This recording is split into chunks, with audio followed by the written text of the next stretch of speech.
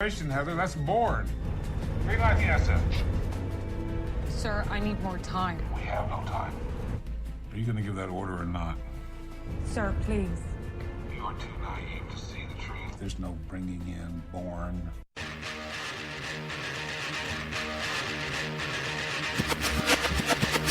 We will defend these police officers. Listen to police officers' commands, listen to what we tell you, and just stop. The nation needs to realize that when we tell you to do something, do it. And if you're wrong, you're wrong. If you're right, then the courts will figure it out. We don't get the ticket law, enforcement. But at the end of the day, each and every member should go home safe. Sometimes the use of force is necessary. You need to comply with the police officer the way the system was meant to be. Comply with the orders of police officers. Resisting arrest is a real and dangerous crime. Nonpartisan Liberty for All. I'm your host, Dave Bourne, and it is November 22nd, 2016. The day is actually half of the month. No, the month is half of the day. And we are coming to you live from Las Vegas, Nevada, meaning, 11 is the month and the day is the 22nd. 11 plus 11 is 22. For those who didn't get that stupid, it's not even a joke statement. And the show comes to a screeching halt. Anyway, thank you for tuning in to Nonpartisan Liberty for All. We're on weeknights, Tuesday through Thursday at 7 o'clock Pacific, 10 o'clock Eastern on the Nonpartisan Liberty for All radio network, which now runs 24 hours a day, 7 days a week. And you can listen live on Spreaker.com and NonPartisanLibertyForall.com to the live stream or to the individual show archives immediately following the show on Spreaker. Well, you can listen to them anytime, but the newest show you can listen to immediately following the show on Spreaker, YouTube, Twitter, Tumblr, SoundCloud, Stitcher, and iTunes. At least most of those you can listen to, like 5 minutes after the show. On Nonpartisan Liberty for All, we promote self-ownership in the ideas of true freedom and liberty, meaning being able to do whatever you want as long as you respect the freedom of others and don't directly interfere with their freedom. Exposing government for what it is, a mafia based on extortion that rules without consent by threat of force and violence. And we are always happy to hear from you. You can reach us via phone at 702-470-7664. That's 702-470-7664. Or via Skype, username NonPartisanLibertyForall. That's NonPartisanLibertyForall, all one word. And you can check us out at NonPartisanLibertyForall.com, where you can get all the contact information if you forget the phone number or Skype username, or you want to email us or any of that. You can also get original articles/blogs. That's what I call them, more articles/blogs, because they're more opinionated than, they're more like editorials, I guess. There's a bunch of those there. There's also pictures and other things that you can check out at NonPartisanLibertyForall.com. You can also donate if you'd like, whatever you want, or if you don't want, that's fine as well. Everything helps. The show is 100% self-funded by me, or the small network is 100% funded by me. So if you'd like to donate, it would be much appreciated. If not, it's no problem, especially during the holidays. I know a lot of people are trying to save as much money as possible. So tonight we are going to be talking all about deprogramming, and mainly the cult of government and deprogramming people from the cult of government. But at the same time, I will talk about a couple other examples as I started watching this documentary on deprogramming. But this was more from cults. And then you also have, they tried to do the same thing with prostitutes that we did a show on this. Ones that are not kidnapped and not really forced. I guess that's up for debate, but not in the sense of human trafficking, but in the sense of they met a guy, it was their boyfriend, and then they started pimping them out or whatever.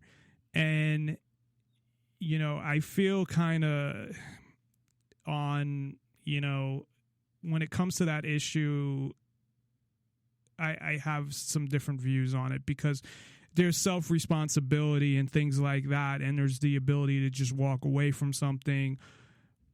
But on one side, I'm not in their situation. I haven't been in their situation, obviously, so it's hard to judge somebody not being in their situation. But again, at the same time, there's a difference between somebody who's kidnapped and forced to be a sex slave that's brought over from another country, human trafficking, which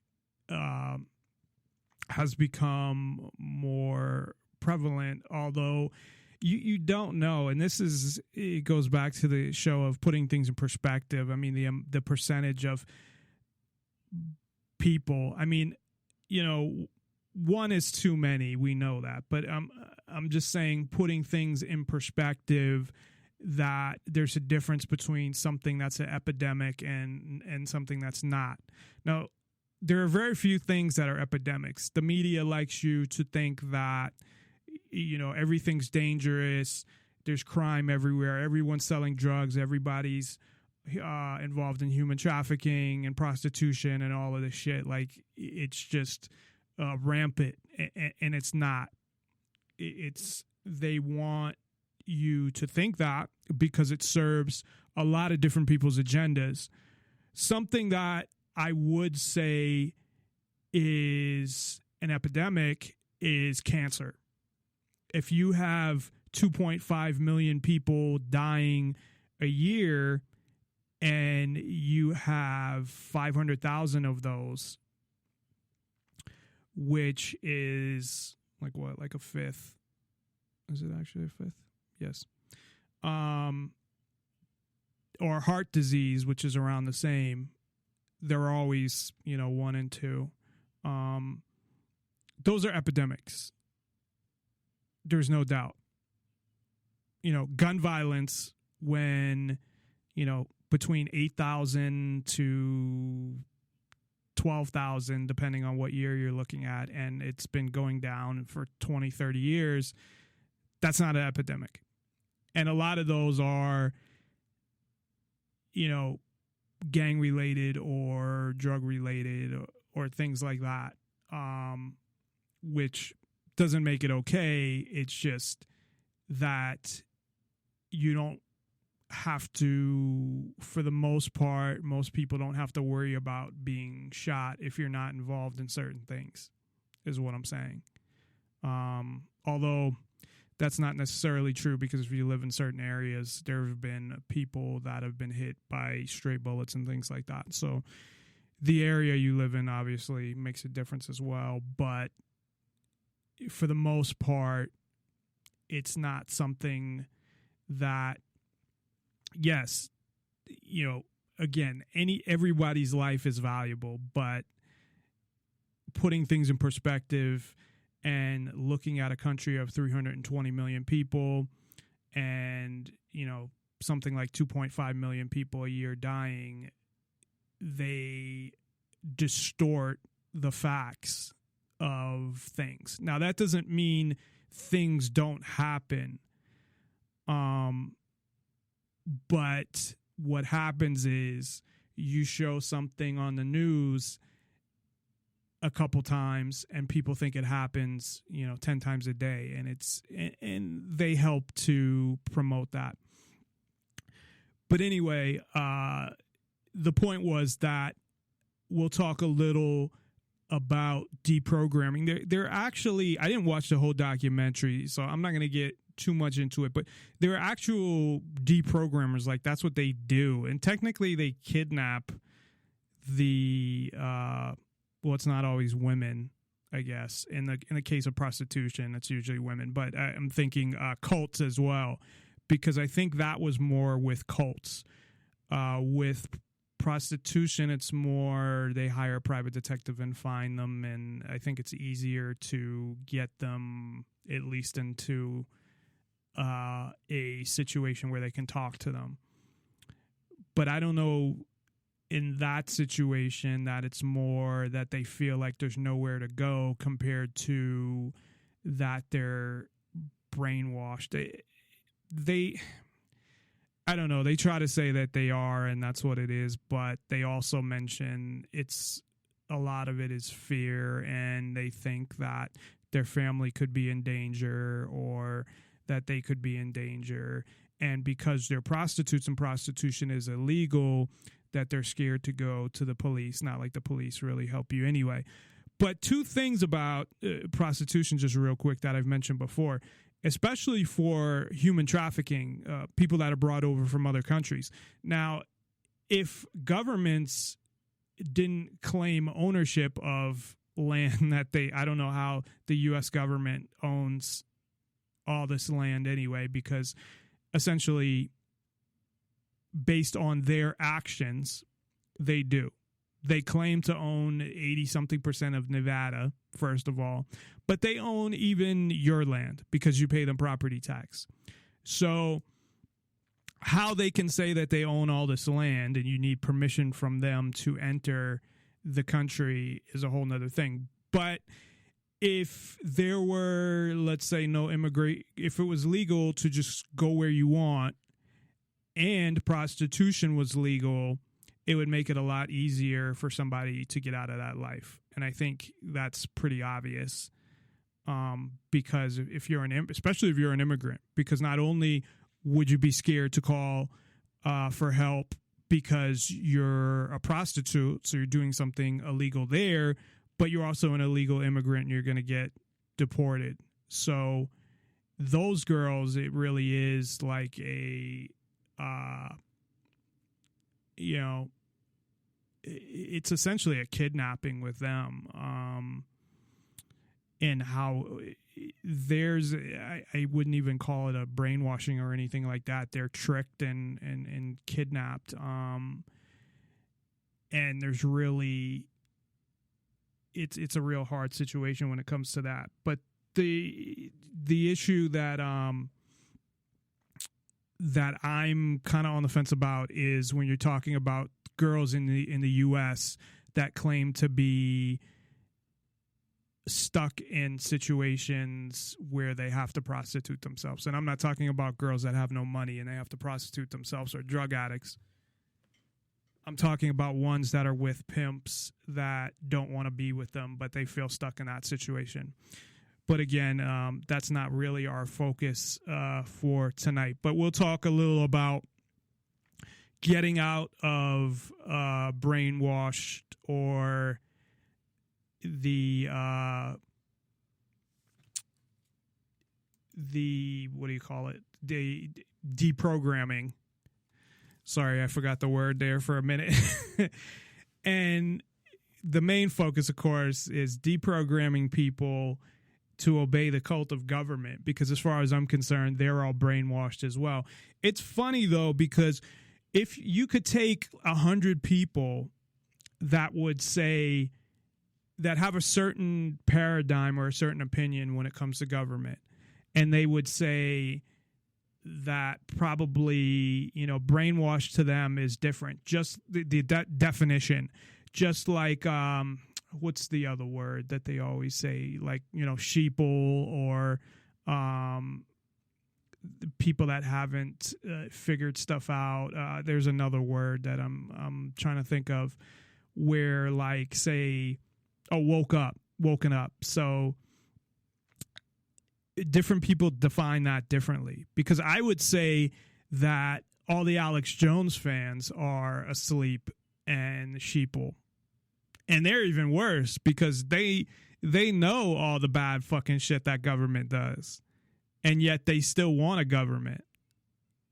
That shows how brainwashed people are to me, and how powerful the programming by government is.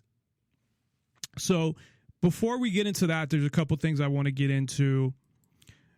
First off, I want to talk about just briefly, and I'll actually get a little more into this when I finish it. I'm actually almost finished. I could have it finished by tomorrow. It all depends on what I do after work. Half a day of work tomorrow, so it depends on if I end up falling asleep after work or if I actually do something. But maybe I'll fall asleep after work and work on it tomorrow night. But I'm putting together a Declaration of Independence 2016, or maybe I'll do a 2017 and release it in January, or at least post it to all the signature boards, including the White House, which could potentially get me in a lot of trouble. Well, I don't think legally it could get me in a lot of trouble, but it would definitely put me on watch lists and stuff like that. Not because there's threats against anybody, because it's not about that. What it is the same way. So I looked up the Declaration of Independence, and I've read it before, and I had a part of it memorized that we had to memorize in 5th grade, and I always had it, we the people of the United States, in order to form a more perfect union, that whole fucking paragraph. So I took kind of two things. I started to write it up, and then I took that and kind of changed the wording to fit what I would put into it. And to summarize what I would put into it is, I want to create a petition, essentially. And in this petition, it's not really a petition, because I'm not asking the government for shit. It's telling them, and I want to see how many signatures that I can get. And from those signatures, hopefully bring those people together, at least on a Facebook page, and go from there. So it basically says that, and I have so far what I have so far here, and I, people may have done this before, I don't know, but it's been 240 years since the first one, and none of us that are alive today had anything to do with it, nor did we have anything to do with the Constitution, nor did we consent to the Constitution. And this document I agree more with, as far as they proclaim their freedom from a king. They got a little into their demands, but it was more about, taxes. But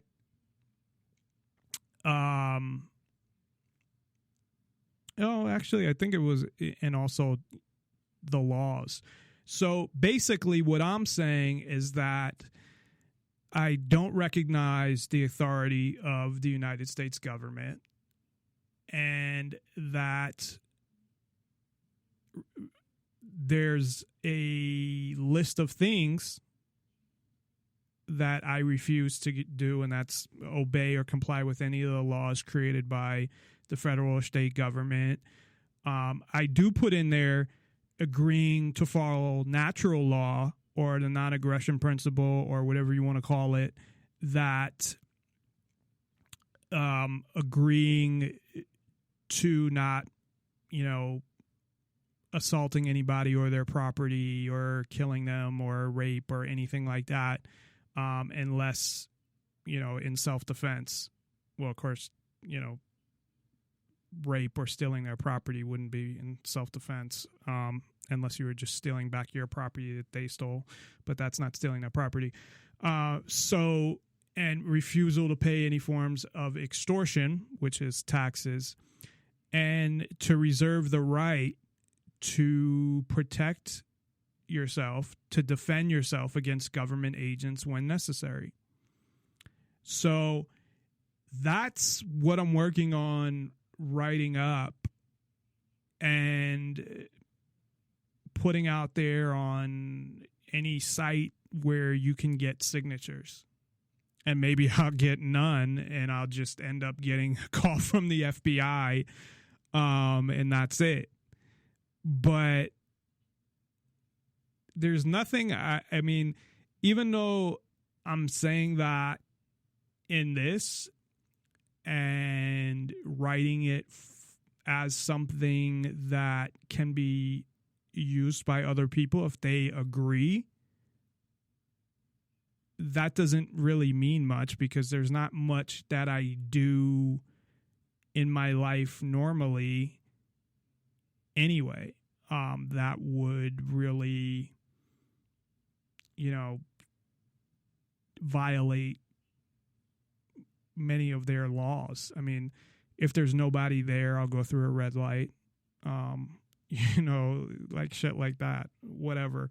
But the point is that it's saying that, hey, I don't recognize your authority, because I don't. No one gave the fucking government their authority. The only reason they have it is because they have a bunch of men with guns. That's it. That's bottom line. And people not being able to understand that, or just, I don't know. I can no longer sit there and just be like, okay, I can do a radio show and that's it. So to me, this is my next step for now. Of course, I would never do anything,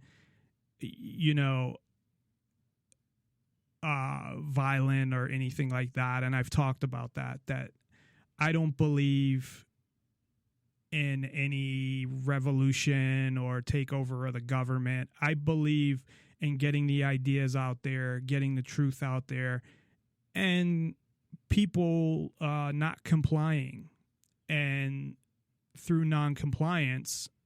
And that's basically what I'm saying, that, not complying with these laws, but at the same time, reserve the right to protect yourself and defend yourself against government agents. So I'm not going to go into what that means just for safety purposes, but I'm sure people, they can infer what that means. That if you do not comply with their laws, and they take action, physical action against you, that would escalate things. But besides that, I don't believe in, any type of revolution or attacking people or just hurting people or anything like that. Although I do believe that a bunch of cops need their ass whipped. But I wouldn't want it to be any, first of all, I'm not going to do that. But if somebody did, I wouldn't give a fuck unless they were, if they got some permanent injuries that were really bad,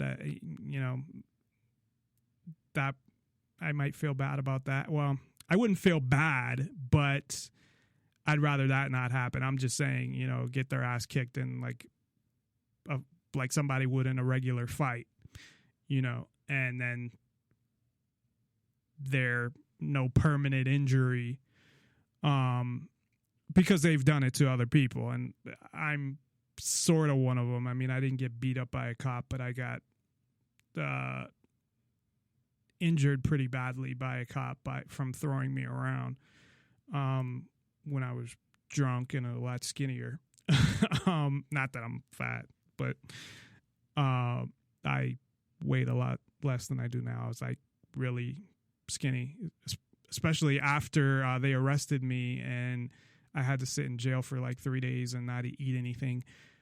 So basically what I'm going to do with this is post it on my website, post it on the social media sites, and then if anybody wants to comment on it, that's fine. And then see what I can do about posting it on any of the other sites. Now, they might just take it down. Because it's not a traditional petition. I guess it is a petition, though, in a way. Because I'm petitioning, but in a petition, it's usually something you're asking for. That's the only difference, where in this, I'm not asking. I'm telling them this is what I'm doing, and anybody else who wants to join me, sign here and let them know. What do you think would happen if like 20 million people sign that? You think the government would just be like, we're going to keep doing what we're doing and just ignore it? Maybe, but I doubt it. They may go after all the people. Who knows what 20 million people, they can't go after 20 million people. So not that I think that would happen, but I'm just saying what I think people need, and this is just my opinion, that would be peaceful, is leverage. And I think something like this would give people leverage, because if the government knew that a lot of people feel this way, and of course, again, I would spell out that, look, these are the only things, nothing about overthrowing the government, because again, I don't believe in overthrowing a government, because you just get another one that's pointless. Plus, you hurt a lot of people and destroy families and kill people, and it's just not something I believe in unless it's in self-defense. And it doesn't accomplish anything anyway. I would gladly, if I knew tomorrow that freedom would be preserved for at least a few hundred years, I'd gladly give my life. But obviously that's not something that's going to happen. But, in thinking about stuff, it's thinking more and more about, okay, what can I do without getting myself killed? Because the only thing I would do is what I said in this. And I don't even know that I would do that if I put that out there and got no feedback, no signatures, no nothing. But I think that's really what we need to do, is the non-compliance. The problem with civil disobedience, and I mentioned this before, and non-compliance, and the difference between the two, is that civil disobedience, again, it might be helpful if you get a lot of media attention and they arrest you for something stupid, and then people can see, look how fucked up the government is, they're arresting people for whatever. But then you disobey, but then you let them arrest you. That makes no fucking sense to me. Like I said, I guess it does if you get a lot of attention, but it's not going to lead to really anything. Maybe, if anything, it's going to lead to you getting some money. But it's not going to lead to anything as far as freedom. Because tons of people have done civil disobedience, but it's hypocritical in a way. And I'm not criticizing the people that have done it. I mean, because they're, putting themselves out there like that. And I know that they realize if they don't, surrender, if they do try to defend themselves, I guess they could always try to run. But if they do try to defend themselves, that they'll probably get killed. So that's the whole thing is, yeah, if something like that happens, and it's an if too, because as long as fucking nobody bothers me, I'm not going to do anything. And when I say bother, I don't even mean like, I mean try to physically assault me is all I mean. I don't mean try to question me or pull me over or something like that. I mean assault me. And in that case, I'm not even saying that I would do that because, again, I'd either go to jail or get killed. Now, I believe I have the right to, and I believe everyone has the right to. If they're going to be assaulted, they have the right to defend themselves. But it's all about, I guess, picking your battles. But the whole thing is, if there were 20 million people, and I'm just throwing that out there as an arbitrary number, that's where you'd have some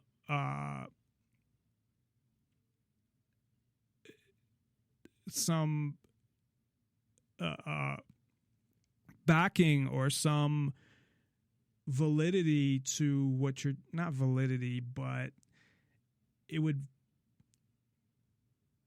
because that's saying it would validate what you're doing. Not that it would validate what you're doing, but it would help to have some kind of, hey, if you do this, there's 20 million people who are ready to defend themselves.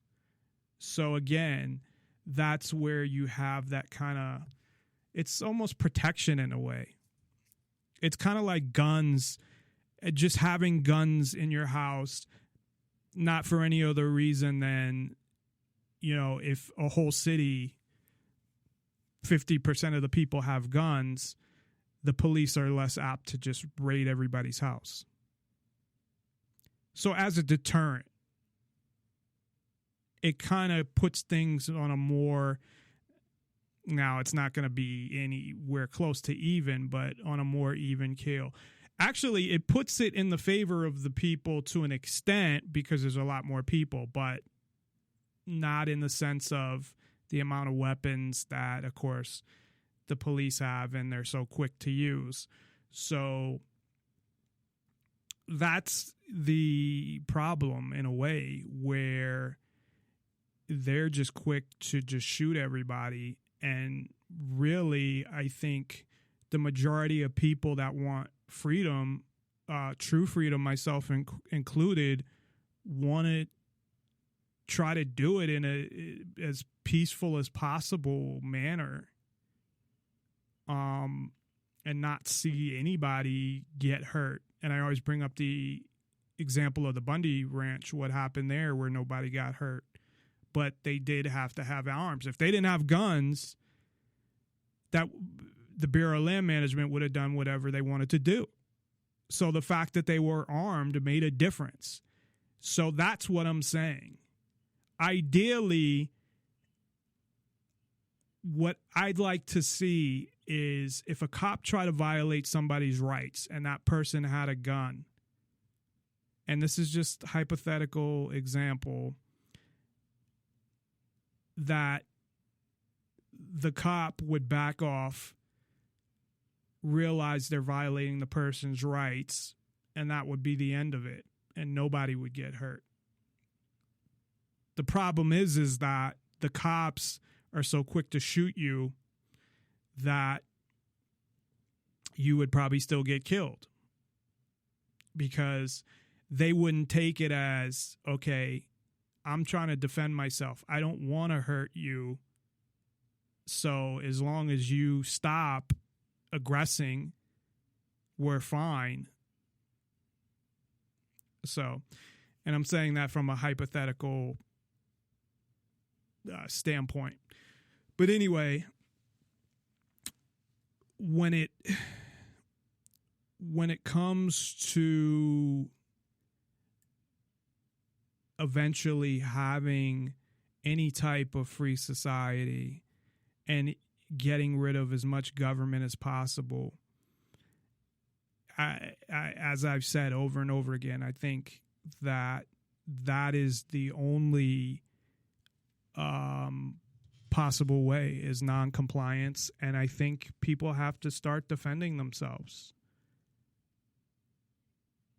And I'm not saying defend yourself. If somebody killed somebody and the police go to arrest them, now that's a little different. If somebody actually committed what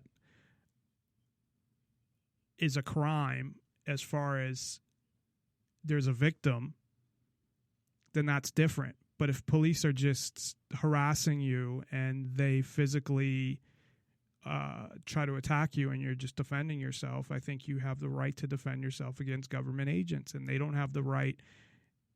If you look at a situation and if it was anybody else besides a cop or another government agent doing it, you should do the same thing, is what I'm saying.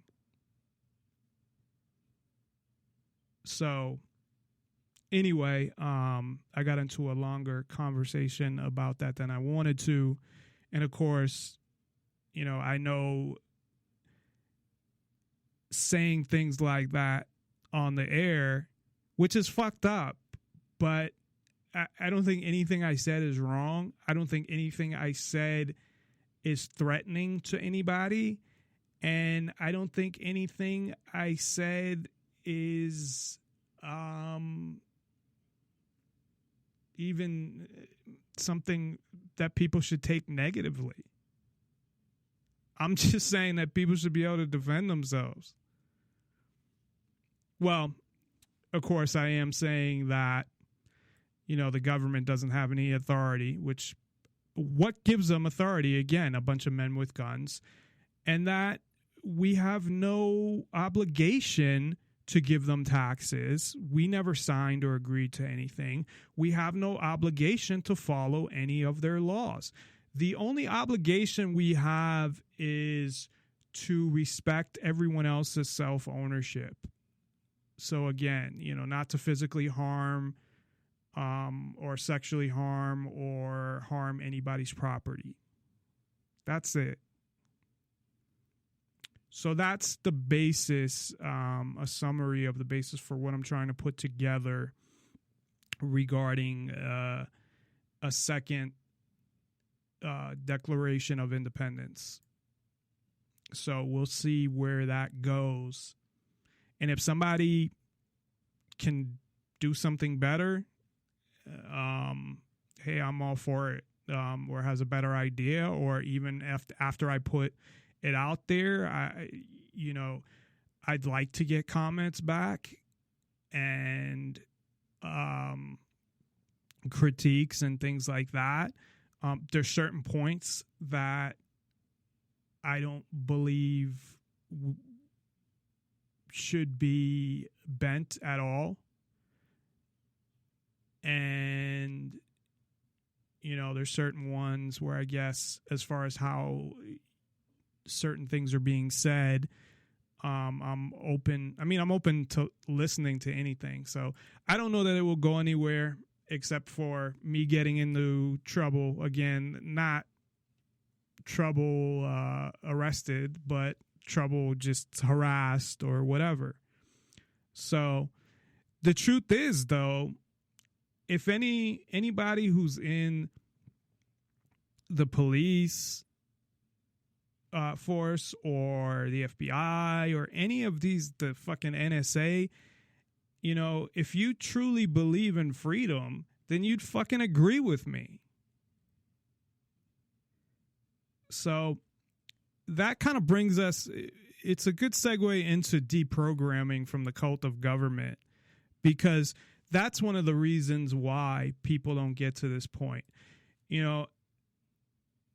I watched part of I saw part of it today, and I actually saw the whole thing before, but I didn't remember seeing the beginning. So I was probably, sometimes I'll watch something and be multitasking and not really paying attention to every little fucking detail. But I saw something that they did on Trump, and it was, of course, totally negative.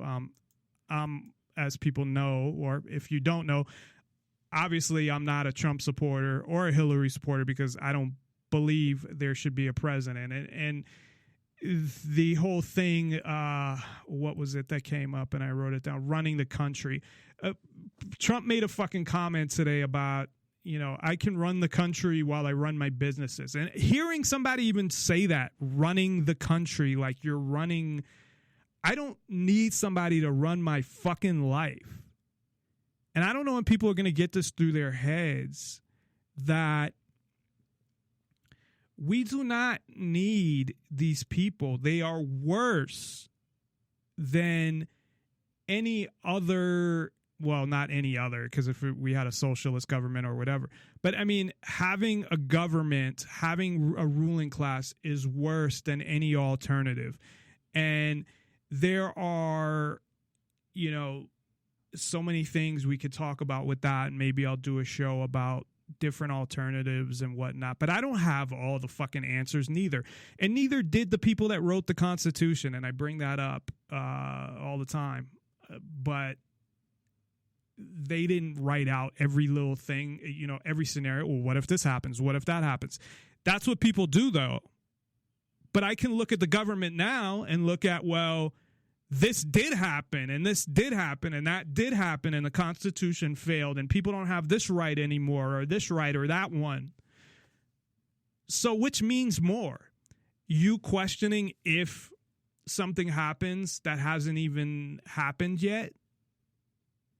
Or me actually having evidence of something happening and the result being bad or being anti-freedom. I would say if you already have proof of something not working and how the structure is fucked up and this is fucked up and that is fucked up and the whole thing is a failure, then that has a lot more validity than something that you've never tried before. So anyway, I understand that, I wanted to talk about, so in this fucking Trump thing, you have people that this same thing, even one of the guys, they were basically saying they didn't say they were libertarians, but they pretty much said the definition of the Libertarian Party. They're socially liberal and fiscally conservative, right? So, and they're voting for Trump.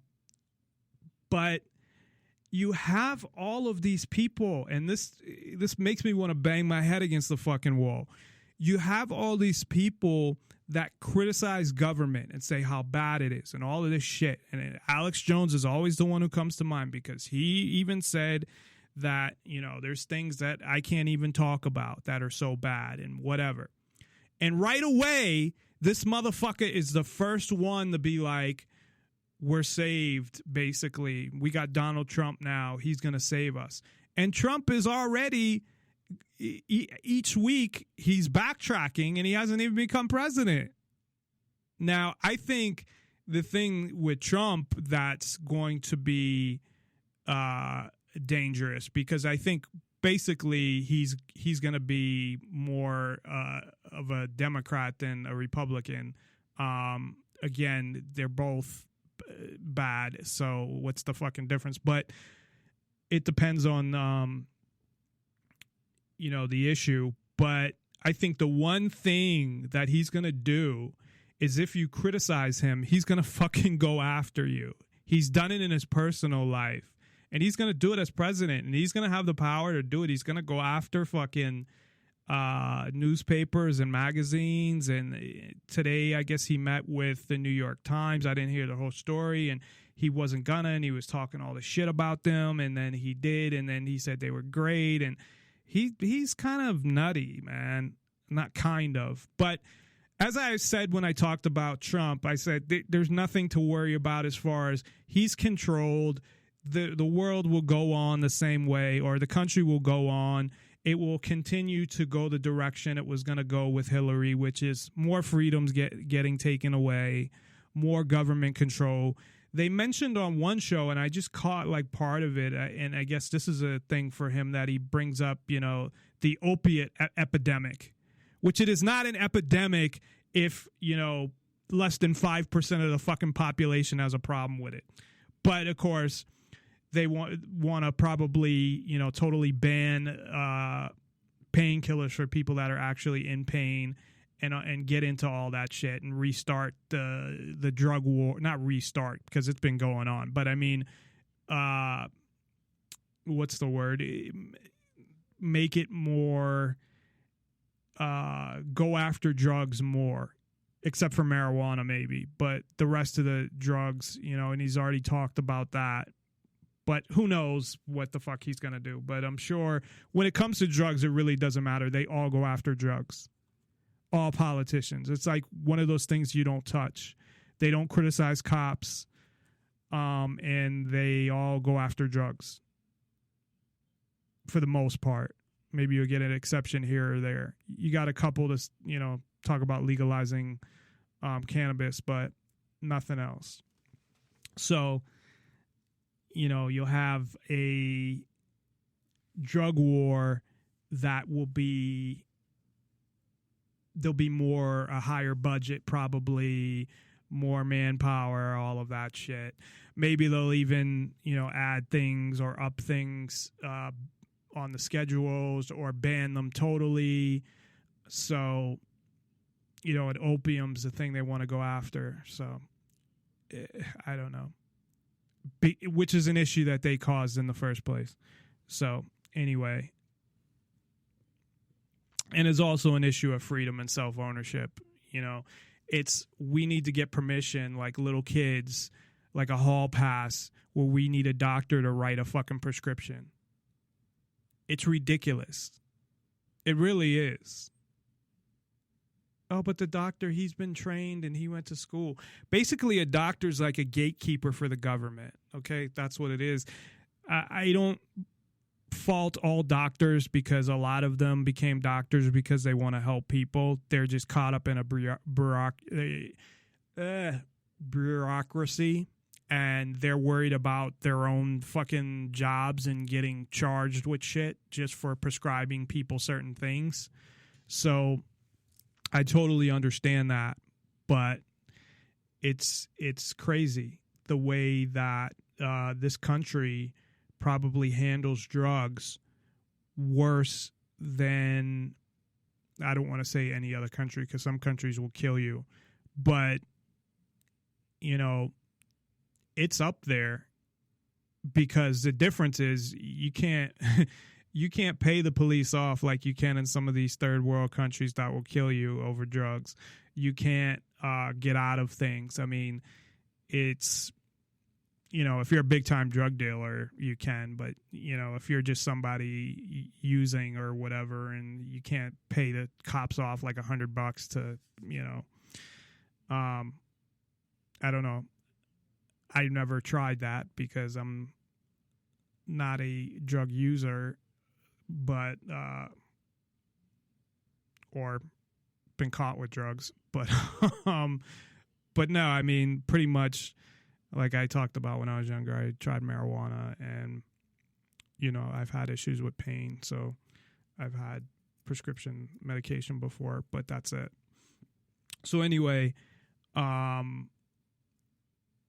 you have that. And that's another thing, you want to talk about programming. People are so accepting of alcohol, yet so programmed to be against drugs. They are like, like I said, cannabis is one thing. And the only reason that you have probably half the people you do that support legalizing cannabis is because they don't think it's that bad for you. It has nothing to do with the fact that they believe in freedom or self-ownership, or that it's that person's decision what they want to do. You just have it that they don't believe it's bad for you. I was listening to an older interview with Jesse Ventura today, and he was talking about cannabis, but then he said, I think all drugs should be legal, even heroin and whatever. But some people you say that to, and oh my God, heroin, are you crazy? What's wrong with you? They don't understand that just because it's legal, people are doing it any fucking way. And there's so many, I can't get into another drug conversation because we talked about it so much, and I don't want to take up, the whole show fucking talking about drugs again. It's just so frustrating because that is the cause of a big percentage of our problems when it comes to freedom. Because you think about cops being able to search your car. What reason do they have now? I mean, they'll come up with something, but, search your house, things like that. Their powers would diminish. Now, I'm sure they'd come up with, well, you could have bombs, and bombs would be the new thing, and they'd run some false flag bombings, and guns. But the big thing has been drugs and jail. There'd be nobody in jail, or, half the jail population would be gone, things like that. And the CIA, of course, would lose a lot of money if that happened.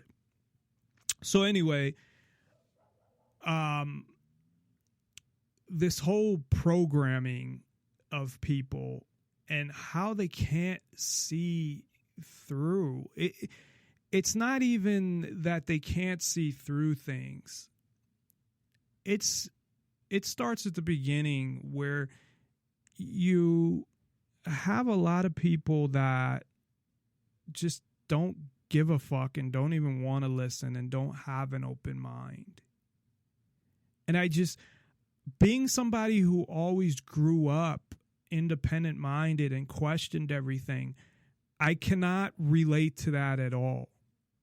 I just can't. I cannot sit there and relate to somebody who just says whatever the government does is fine and you obey all laws, even though laws are based on politicians passing a law. That's it. It's just a bunch of politicians that got together that passed a law. Nothing to do with morals, nothing to do with good or bad. And so when it comes to programming in, say, a cult, what is the difference? Well, the difference, of course, is that in a cult, I think there's a certain personality that's attracted to it. Now, those people are probably ultra status or whatever, but I think there's certain personalities that are attracted to cults, and they look for those type of personalities and prey on them. And that doesn't mean that there's still not self-responsibility and that they're doing anything illegal. And you have people that want laws like, that's what I'm against when it comes to pimps and a girl actually agreeing to do something. If he talks her into it and she does it, no matter how much of an asshole or fucked up person this guy is, that's not criminal as far as I'm concerned. I mean, it would be considered criminal because prostitution is illegal, but if prostitution wasn't illegal, it's not criminal. She makes that decision to do that. She could say no. Now, I guess if he threatens her and he threatens to kill her if she doesn't do it or something like that, then you could say, well, I did it because he was going to kill me, or he threatened to kill my family. But I don't look at that as, as much of brainwashing as, that's, and it's all in how they present it. Every documentary that you watch or it's not always documentaries. It may be like 60 Minutes or Nightline or whatever, if it's still on.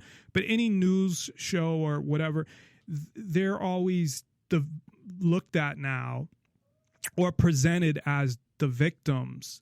Now, like I said, when it comes to sex trafficking and you're talking about bringing people over from other countries, that's totally different. I'm not even going to get into that. I'm talking about girls in the U.S. that end up becoming prostitutes because of their pimps. Not ones that do it on their own, that they meet a guy and he turns her out or whatever. And unless he's done something, and I'm not, don't get me wrong, I'm not defending these guys like I have any type of respect for these guys or anything like that.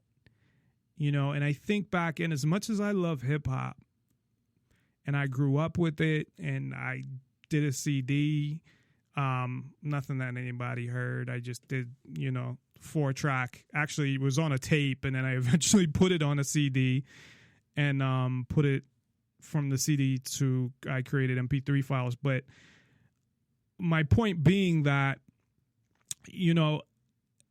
there's a lot of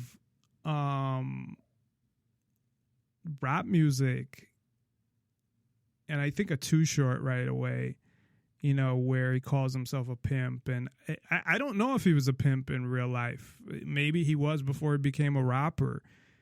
And I think of, I guess you could be a pimp and be a good guy in the sense that if you acted as a manager, if you set girls up with guys because that's what they wanted to do. I'm thinking like in the legal sense, how the legal ones are operated and that's how they acted. Or like the movie Night Shift, if anybody's seen that, it's pretty old, where Henry Winkler and Michael Keaton are pimps. They work at the morgue. But, you take 20% or something and you hook them up with all the clients.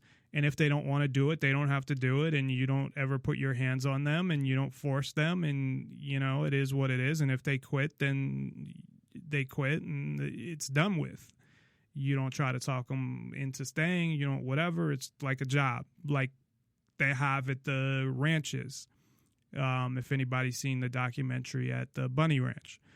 So in that type of way, I think that they can, operate in a business manner.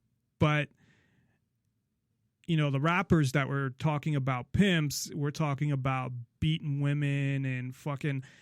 I remember there was a song from Too Short and Ice Cube, and fucking one of the lines. See, I didn't take it seriously was the whole thing.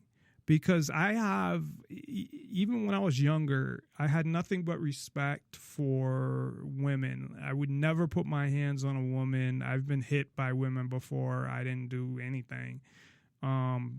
Because what am I going to do? I'm going to hit a girl. I mean, I feel bad about beating up people that are smaller than me. So, unless they really deserve it. But, I mean, the people smaller than me, not women. Especially not a woman that I'm dating. So, those are the only girls that hit me, except probably when I was like in elementary school or something like that. Girls might have hit me. I think some girl threw a can at me or something. Anyway, in like 8th grade or 7th grade on the bus. But, I didn't take it seriously. I took it as like entertainment, like the same way you take like a porno, I guess. And I was never in a porno, but not a porno, like a rated R movie, a sex scene or something like that. But he has this line, I'm the B, the I, the T, the C, the H, the K, the I, the L, the L, the A. A fucking Ice Cube, like I'm the bitch killer. I mean, what the fuck? And, in the same song, I mean, the beat I like, to be honest with you, I like the song because they're two good rappers with, a nice beat and a nice flow. But the lyrics, I always had issues listening to some of that shit. listening to the people that got way too into graphic, like sex and pimping. Like fucking Snoop Dogg, who I can't stand now because he came out and did a commercial and told people to sell their stocks and gun companies, their 401ks. If your 401k invests in a gun manufacturer, then sell it. So fuck him. This motherfucker's on Howard Stern talking about hitting girls in the head with a shoe and all this shit, which he's full of shit. But he's talking about even on some songs, you know, being a pimp, and he's not. So, you know, I guess I understand the ones that were, and then they're talking about, all right, well, this was my experience, whatever. And I never would tell somebody not to say something or whatever. I mean, I believe in free speech as, you know, more than anybody, or just as much as anybody. So I'm not telling them they shouldn't say it. I'm just telling you know, Snoop Dogg is a fucking hypocrite when he's going to talk about shit like that and then go tell people, oh, don't buy, you know, stocks in gun manufacturers, or find out about your 401k and see if they buy stock in gun manufacturers. And if they do, get rid of it. So, but a lot of these guys, you know, the more I think about it, even though I like some of the music, it's bad, man. And it is really, you know, I look at it as, again, it's just entertainment. And when I was a kid, I would blast that shit, and it's just like, it's entertainment, man. It's not, I didn't take it seriously. And I still don't take it seriously, but I'm just like, I don't know. It's kind of fucked up in a way, you know, that I wouldn't idolize somebody who, you know, made their career off talking about fucking pimping women and beating them. It's the beating them part. You know, if you ran it like a business and you didn't hurt women or force them or anything like that, I have no problem with that. But when you're talking about beating women and shit like that, like, that's kind of fucked up.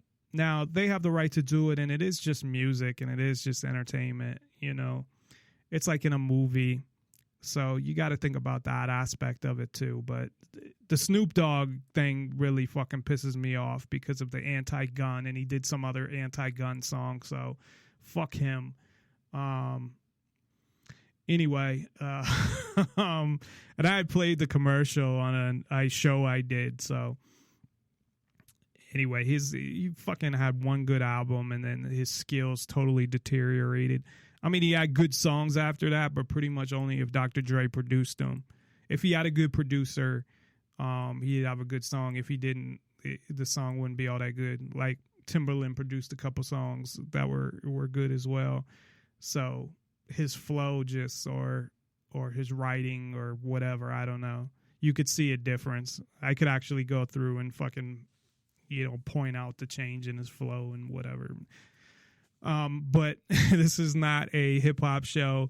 This is a show about freedom and liberty. So anyway, getting past I'm pretty much done with the pimping part. But as far as, you know, cults and comparing government to cults, it is similar, you know, and Larkin Rose had coined the cult of statism. And that's really what it is. I mean, your belief, because think about it, you know, the same way that organization has a leader, they're an organization and you follow them and believe in whatever they say. And you have plenty of people that just, the law is the law and that's it. And, you know, the difference is that people come across these cults later in life, and a lot of them prey on vulnerable people depending on the type of cult that they are. Whereas government doesn't even give you a fucking chance to think. I mean, they get you at minimum 5 years old. Now, there's more and more people that are starting to homeschool. However, they're homeschooling for different reasons. But we're talking more about, so there's two things, because we're talking more about deprogramming people. So people that are already been programmed to be status and follow the government, and that the government's the end all be all, that you just follow it and you just obey, basically. Compared to, there's another part of it, which is the best way, the easiest way would be to prevent it in the first place. So there's ways to do that as well. However, that totally has to be done by the parent, because if the parent doesn't homeschool their kid, if they don't teach them certain things, and I'm not telling them or telling people what you should do or how you should raise your kids. Also, I wouldn't tell my kids, personally, that this, if it's not a fact, I wouldn't teach them that. I want them to come to their own conclusions. But to tell them that taxes are extortion, if you look up the definition of extortion, taxes are extortion. So there are things that are just factual. I don't consent to this government. That's not an opinion. That's a fact. I don't consent to this government. I've never signed any document, at least to my knowledge, and had consideration, which is even in contract law. Of course, that would be government contract law. But to be able to, because if I did, it would have been as a little kid or something, or they would have, my parents would have signed it like a birth certificate. There was this video that was claiming, and I've heard this before, how actually Ken Shorjan talked about it once, who joins us every other Wednesday for geopolitics and the economy. Something about how you can get money from your birth certificate or something like that. And I believe that they take your birth certificate and use it like a bond, because this is truth as well. Not that they use it as a bond, but they might as well. If they're not, they might as well, because the collateral on the debt is us. So all the borrowing on the debt, how does government generate money? Well, they generate money from the biggest amount, I believe, is income taxes. I believe they take in more in income taxes than in, business and corporate tax, especially when a lot of corporations end up not paying any tax. So I believe their biggest form of what they would call revenue, which is theft and extortion. It's actually, extortion is worse than theft, because theft is stealing something. Extorting somebody is stealing something under threat. So threatening them at the same time, because you're telling them, I'm taking this, and if you don't like it, I'm going to fucking kidnap you and throw you in a cage. So extortion is much worse than just fucking stealing. I think if you work at a corporation, Social Security is more theft than extortion, because, well, that's not true, because extortion is at the corporation level, because they're forcing the corporation to take the money out. So you could say that you're not being extorted, you're just being robbed, but the corporation is being extorted. If you follow anything to the end, there's some form of force and violence, and perhaps also extortion, but always at least a threat of force if you follow any law to the end, no matter if it's a criminal law or a civil law or what it is. At the end of that law, there is men with guns. It's just a fact. So in teaching kids things, again, I would teach the facts, but I try to do it in a sense that I don't want to make their decision for them. I don't want them to come to their conclusion because I'm indoctrinating them.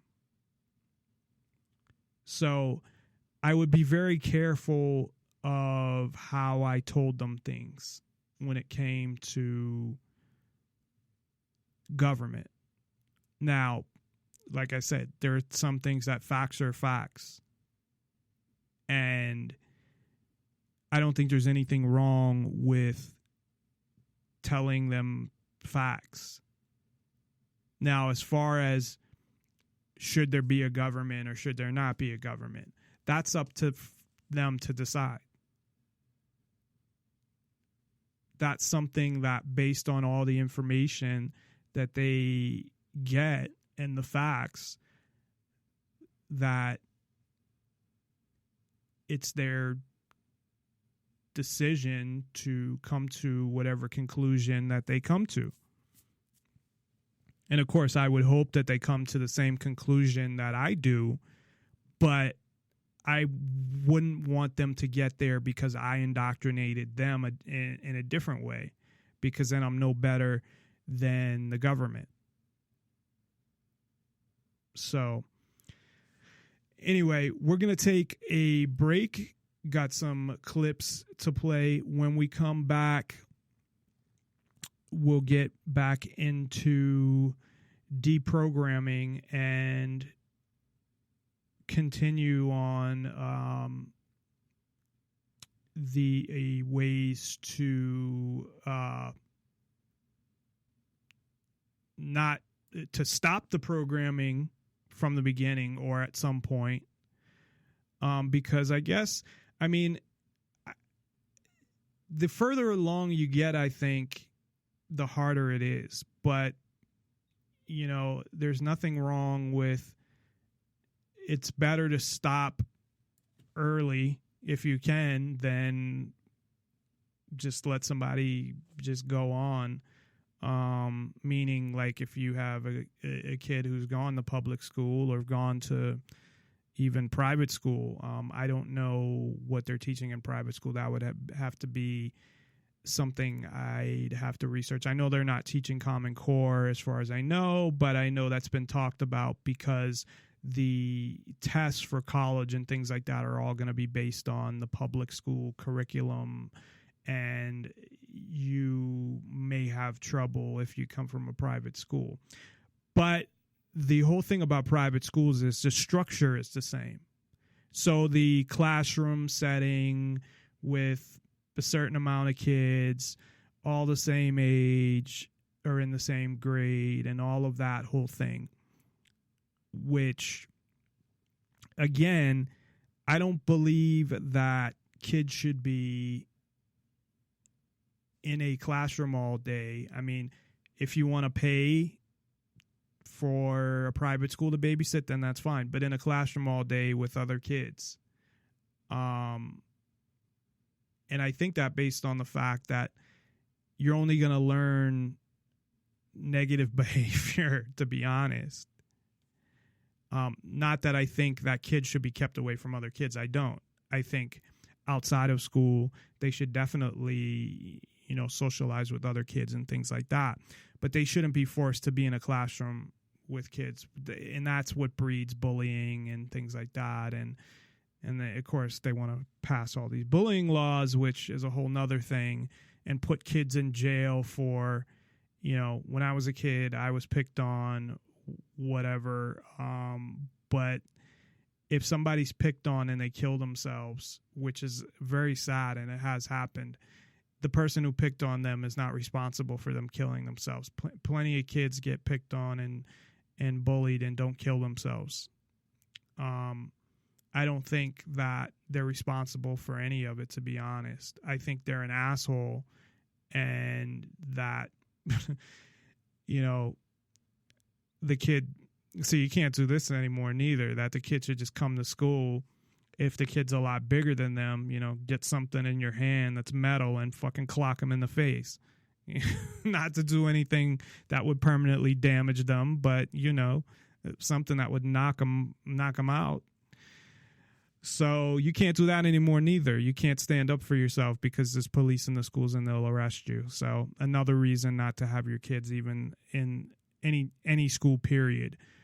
So anyway, we're going to take a quick break, and when we come back, we'll talk more about deprogramming people from the cult of government, or as Larkin Rose would say, the cult of status.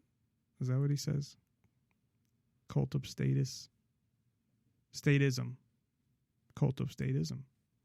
So we'll be right back after this. NonPartisanLibertyForall.com. Check us out. Again, if you'd like to call the show, 702-470-7664 or Skype in Nonpartisan Liberty for All. We'll be right back after this.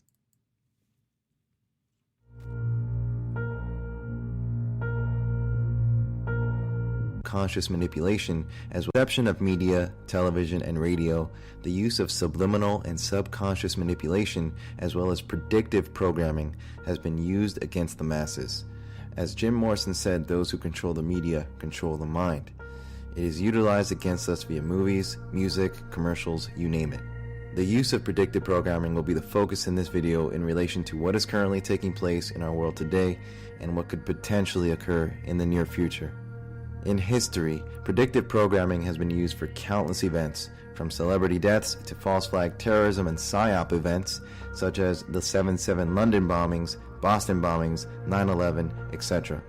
9/11 especially proved this and serves as the prime example for the use of predictive programming. But in the case of 9/11, we learned that this type of programming can stretch not just years in advance, but decades. Before we move on, let's take a look at just a few of the most blatant and shocking examples of 9/11 predictive programming in media. First up, we have the infamous X-Files spin-off pilot episode appropriately titled The Lone Gunman, which aired 6 months prior to 9/11, which revolved around a commercial flight being flown into the World Trade Center towers. The perpetrators of this act was a quote-unquote faction of our government. We know it's a war game scenario, that it has to do with airline counterterrorism. Why is that important enough to kill for? Because it's no longer a game. But if some terrorist group wants to act out this scenario, why target you for assassination? Depends on who your terrorists are. The men who conceived of it in the first place. You're saying our government plans to commit a terrorist act against a domestic airline? There you go.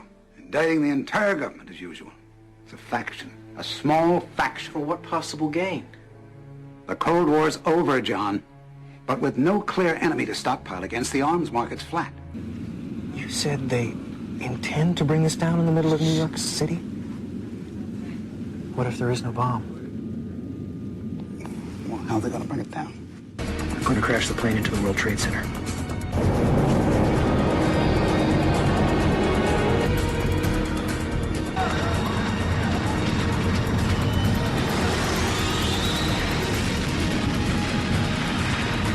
Then there's the 1996 film, The Long Kiss Goodnight, where not only is the truth about... This is the example I've talked about numerous times from The Long Kiss Goodnight. And it was in 1996. And it was basically what the whole movie ultimately was around. I mean, it was the basis for the movie because it was about finding out if she knew that information. So it was the main plot of the movie, although you don't know that until the end.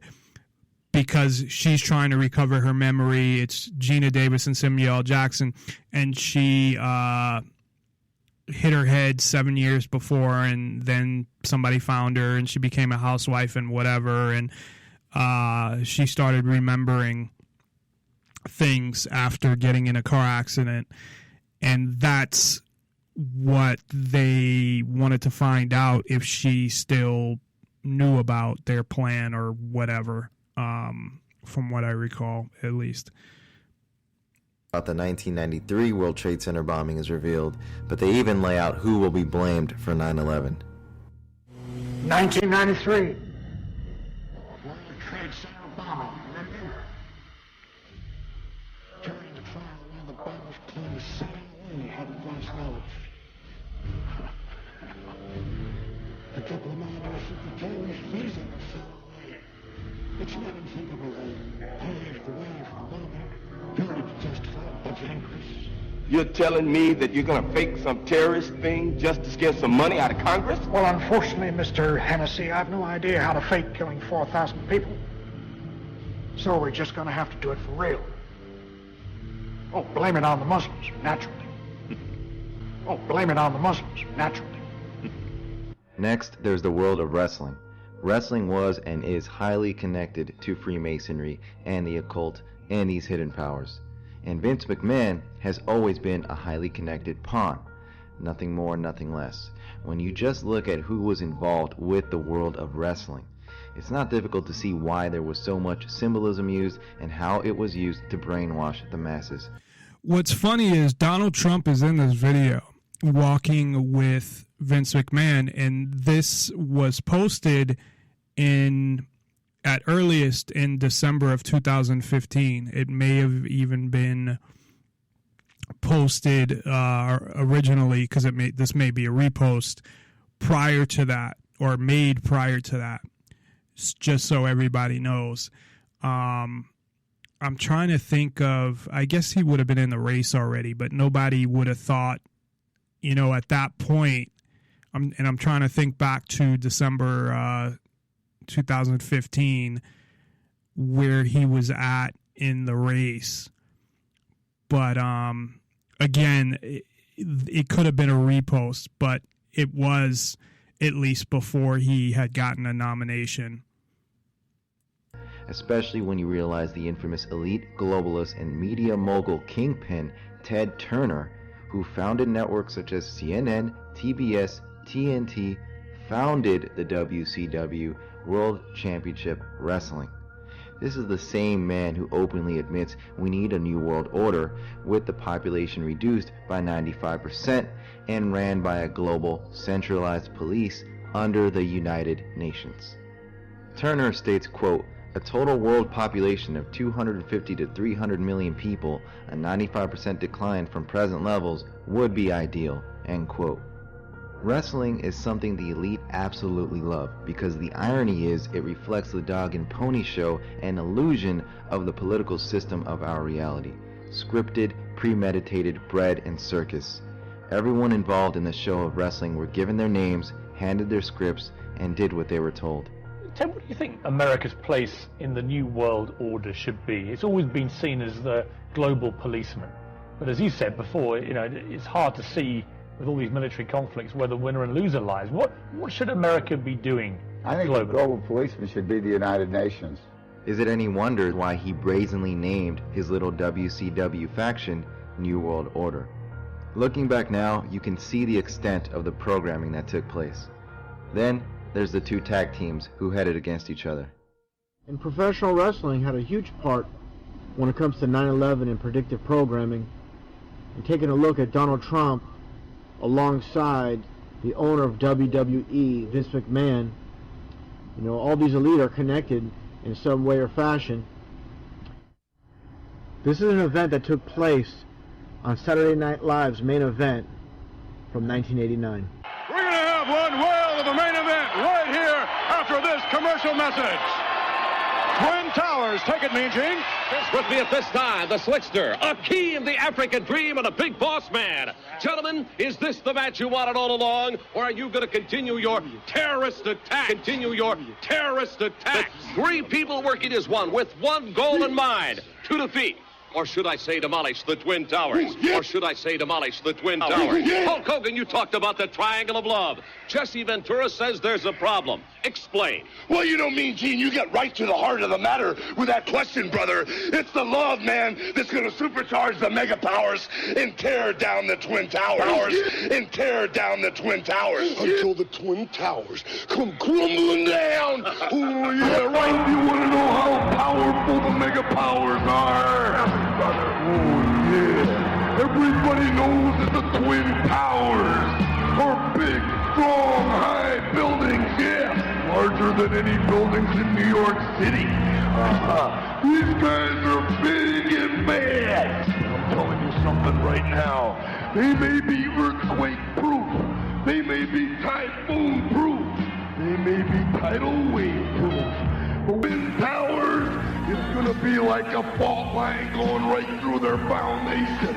And the Richter scale is going to spin around 42 times, go into orbit, and you're going to see the Twin Towers come crumbling down, yeah. And that's why they call it television programming, with the tag team of Demolition going against the Twin Towers. Interesting to note that in the Dark Knight Rises movie, another franchise replete with symbolism and Masonic undertones, features two football teams who head up against one another named Gotham Rogues and Rapid City Monuments. In other words, rogue elements bringing down the Twin Towers.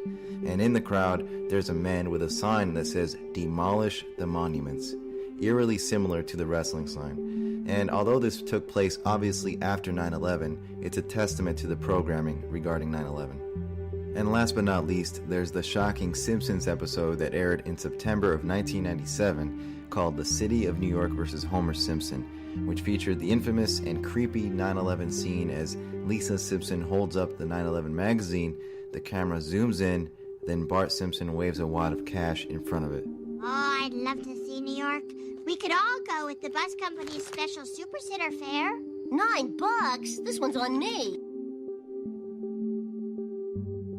And these are just a few examples out of hundreds regarding 9/11 predictive programming.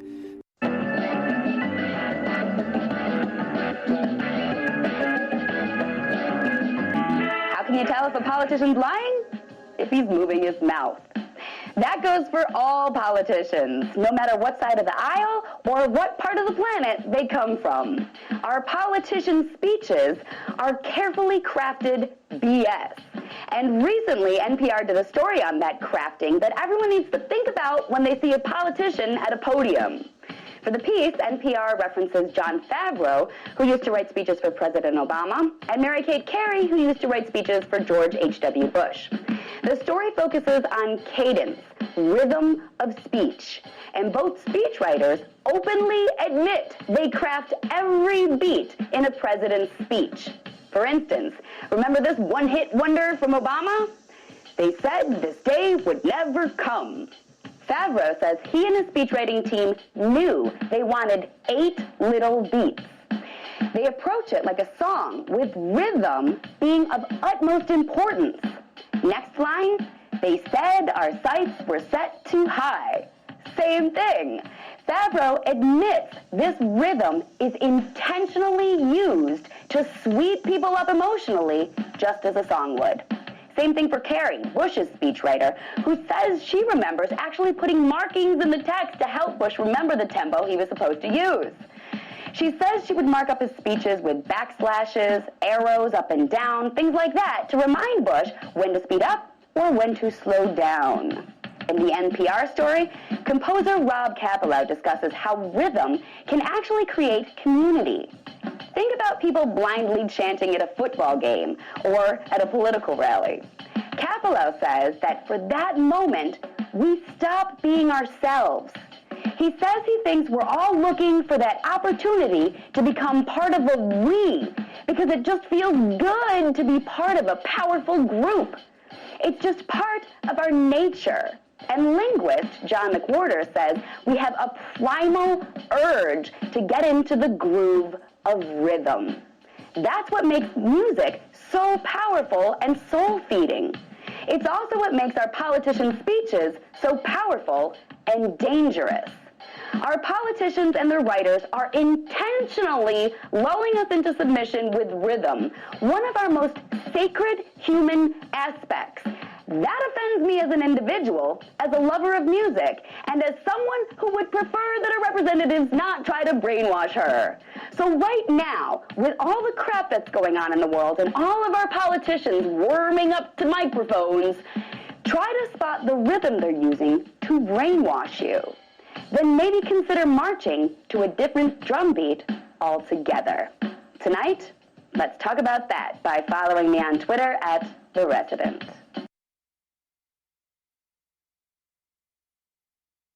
I want to have, as part of the gun initiative, though, an informational campaign to really change the hearts and minds of people in Washington, D.C., and in particular our young people. They are saturated in the media and in entertainment, or by the entertainment industry, with violence. And I think too many of our young people, in particular our young men, are fascinated with violence, and in particular fascinated with guns. And what we need to do is change the way in which people think about guns, especially young people, and make it something that's not cool, that it's not acceptable, it's not hip to carry a gun anymore. In the way in which we've changed our attitudes about cigarettes. You know, when I was growing up, people smoked all the time. I mean, both my parents did. But over time, we changed the way in which people thought about smoking, and so now we have people who cower outside of buildings and kind of smoke in private and don't want to admit it. And that's what I think we need to do with guns, really change the way in which people think about guns. Now, this is not going to be something that's very easy to do, because we are, quite frankly, fighting something that appears, every day on television, on the radio, in our popular music, in movies that these kids are exposed to. It will be an effort that will entail things that I'm really not familiar with. I think I'm a pretty good lawyer, but we need to get really innovative, creative things that are going to grab the attention of these kids and change, as I said, the way in which they think about guns. And so what I've asked is that the creative community in Washington, those ad agencies that create these snappy ads and make me buy things that I don't really need, devote that talent in a more constructive way so we can get at the minds of these young people. This informational campaign, I've also called on the newspapers and the television stations to devote to us time and space so that we can get these ads, so we can use these spots, and not to give us 1, 2 o'clock in the morning ads when nobody's watching, but at the time when people, particularly young people, are watching television, so that when they're watching, the Fresh Prince of Bel-Air or Martin or whatever else they watch, and yeah, I watch those things once in a while, so that they'll see these ads and they'll be grabbed by these ads. I've also asked people who have influence over youngsters, entertainers, athletes, to be involved in this program as well. But not only them, community leaders, Jesse Jackson, Mayor Barry, people who have credibility with young people should be on the television, on the radio, as much as we possibly can, and telling these youngsters that it's wrong to carry a gun, and that if you have information about people who are carrying guns, you've got to share that with Chief Thomas and with his people as well. I've also asked the school board to make a part of every day some kind of anti-violence, anti-gun message. Every day, every school, at every level. One thing that I think is clear with young people and with adults as well is that we just have to be repetitive about this. It's not enough to simply have a catchy ad on a Monday and then only do it every Monday. We need to do this every day of the week and just really brainwash people into thinking about guns in a vastly different way. We also want to have a hotline that we will set up and have the number of that hotline that you would just go out there, and that would be something that people would have emblazoned in their minds so that when they see a gun or become familiar about the facts of a gun crime, they would call that hotline and pass that information on. To whom does your life belong? Who owns you? Most people instinctively answer, I own myself.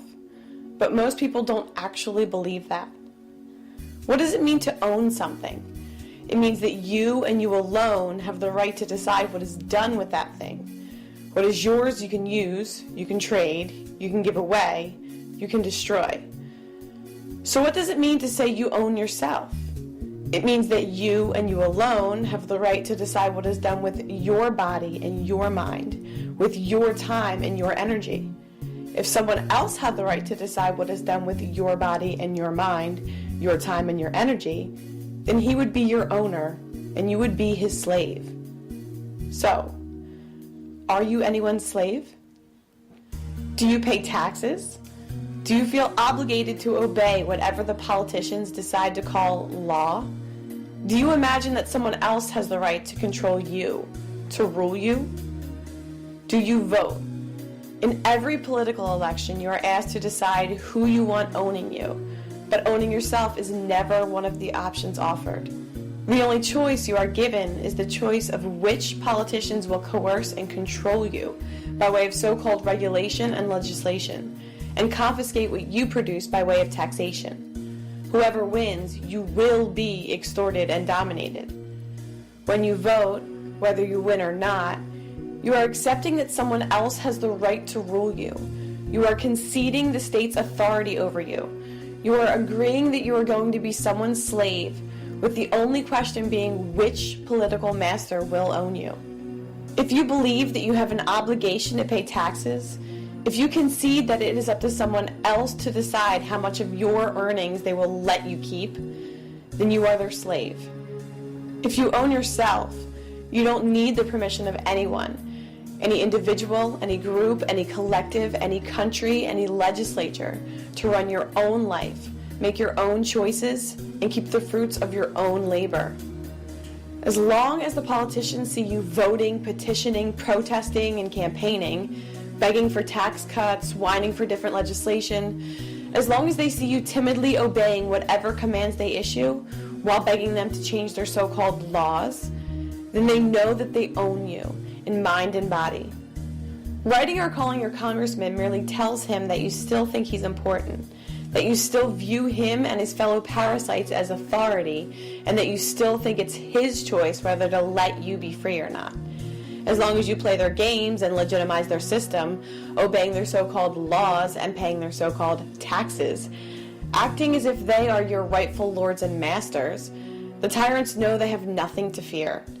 The slave master doesn't mind his slaves pitifully begging for mercy, as long as they keep obeying and keep producing wealth for the master to steal.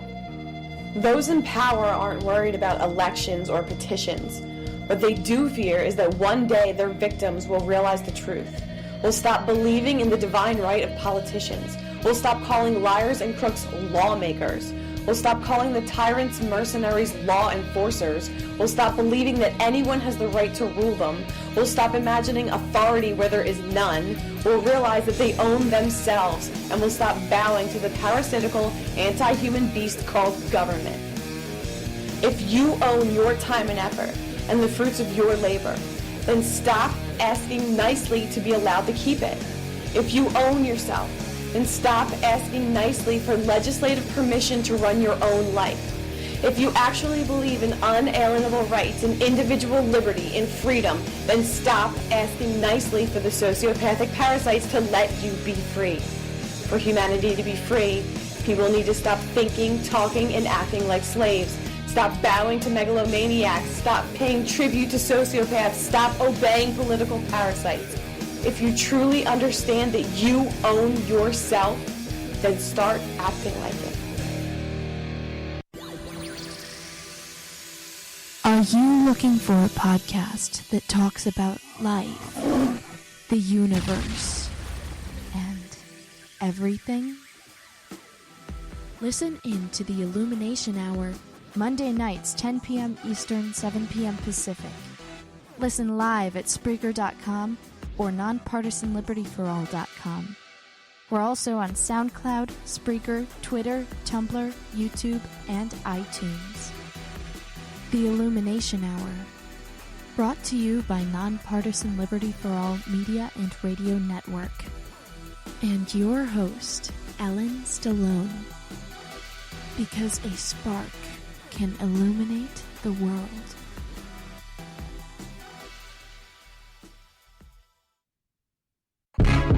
Man.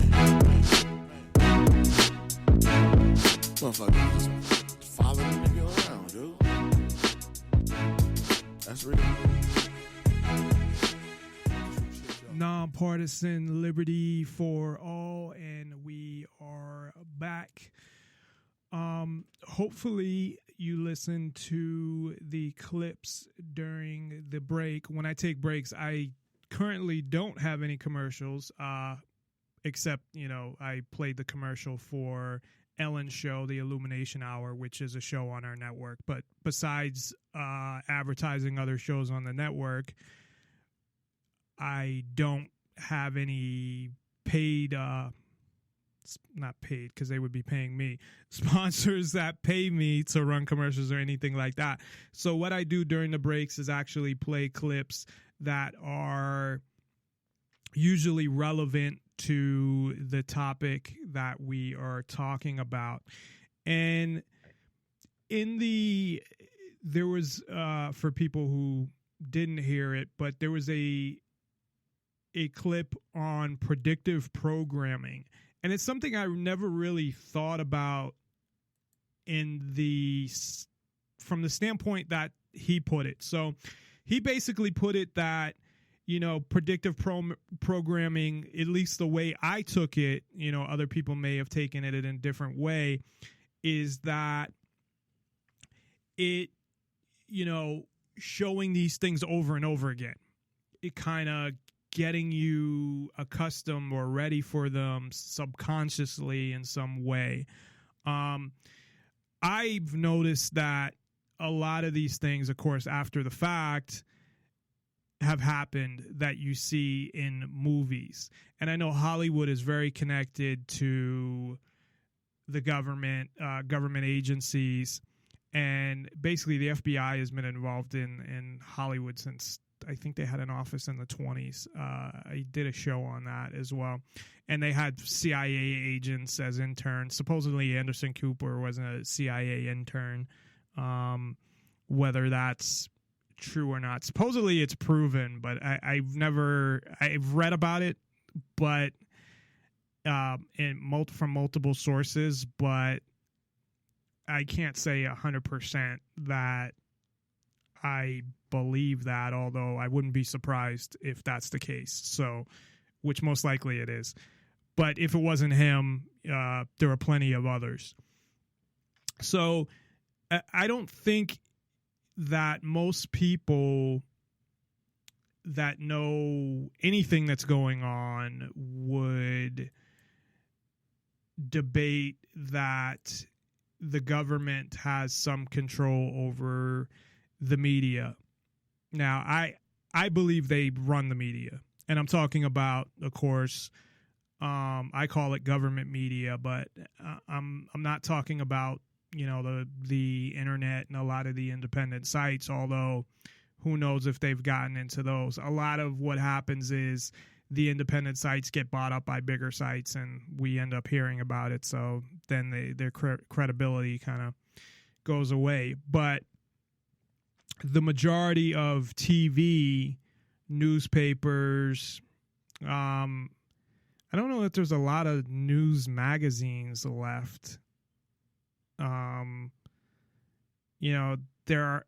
There are news magazines, but since news is more timely, there are different types of kind of stories that you read in a news magazine than you would on like a news oriented program, whether it's one that comments on the news or the actual news broadcast. But I mean, it's very obvious to me that the government controls the media and that if they follow an agenda. And there was a Conan O'Brien skit, I believe it was Conan O'Brien, where they played about 20 different newscasts and they said exactly the same thing when they read their story. So it'd be interesting to get a news director or whoever is at the top of even the local news, what they are told. And they probably aren't told that much, but they might be given, here's what you're going to do. And I was talking about this actually yesterday, about how, all you see is violence and killings and murders and things like that, is a lot of what the government media, unless they're covering something for a specific agenda, or to exploit an issue, the everyday news. I mean, that's pretty much what it is. And is that even really news? Not to in any way diminish someone's life, but again, people die every day, and hundreds of people. Again, if you got 2.5 million just in the United States alone, 2.5 million a year, something like that. I believe those are the stats for maybe 2014 or a recent year. So it's somewhere around there.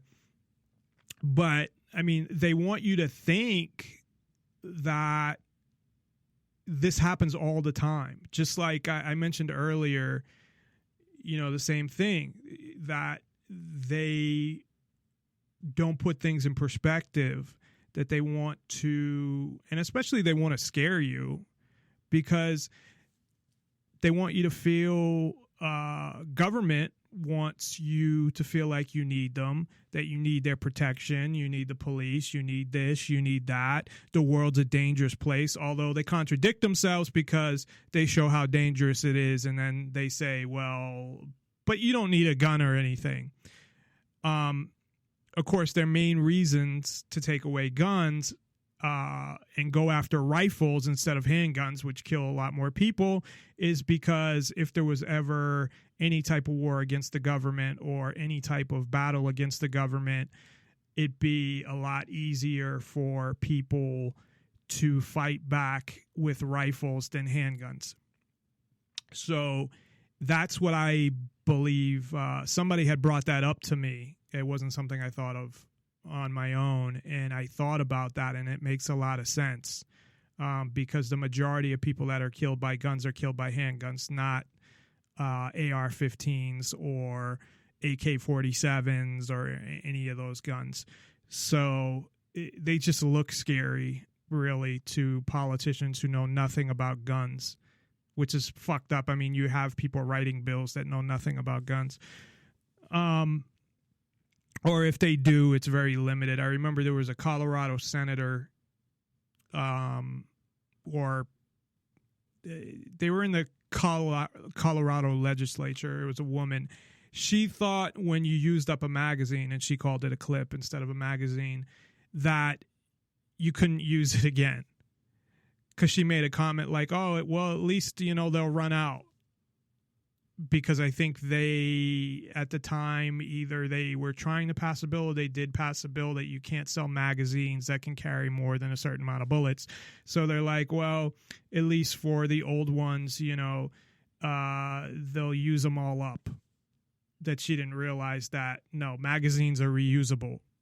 It's the bullets that aren't. However, you can take the shell casing of a bullet, and if you have the right equipment, I don't know exactly how to do it, but with gunpowder and the actual bullet, you can use that to make your own bullets as well. So, but I mean, it just shows the level. It was not only an ignorant statement, but it shows the level of knowledge that they have, and they're making laws against it. So getting back to deprogramming the statist in people, and it's,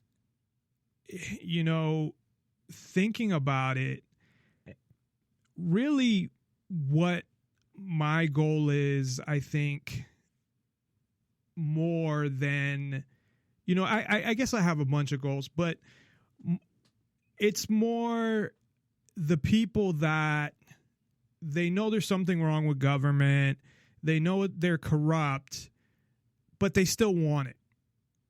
And somehow getting those people to let go, it's like getting a kid to let go of a security blanket and deprogramming them from that, you have to have government.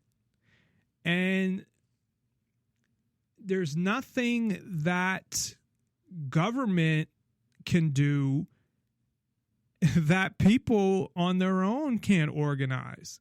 You know, I mentioned Larkin Rose used a supermarket as an example. I used in something a clothes store or clothing in general.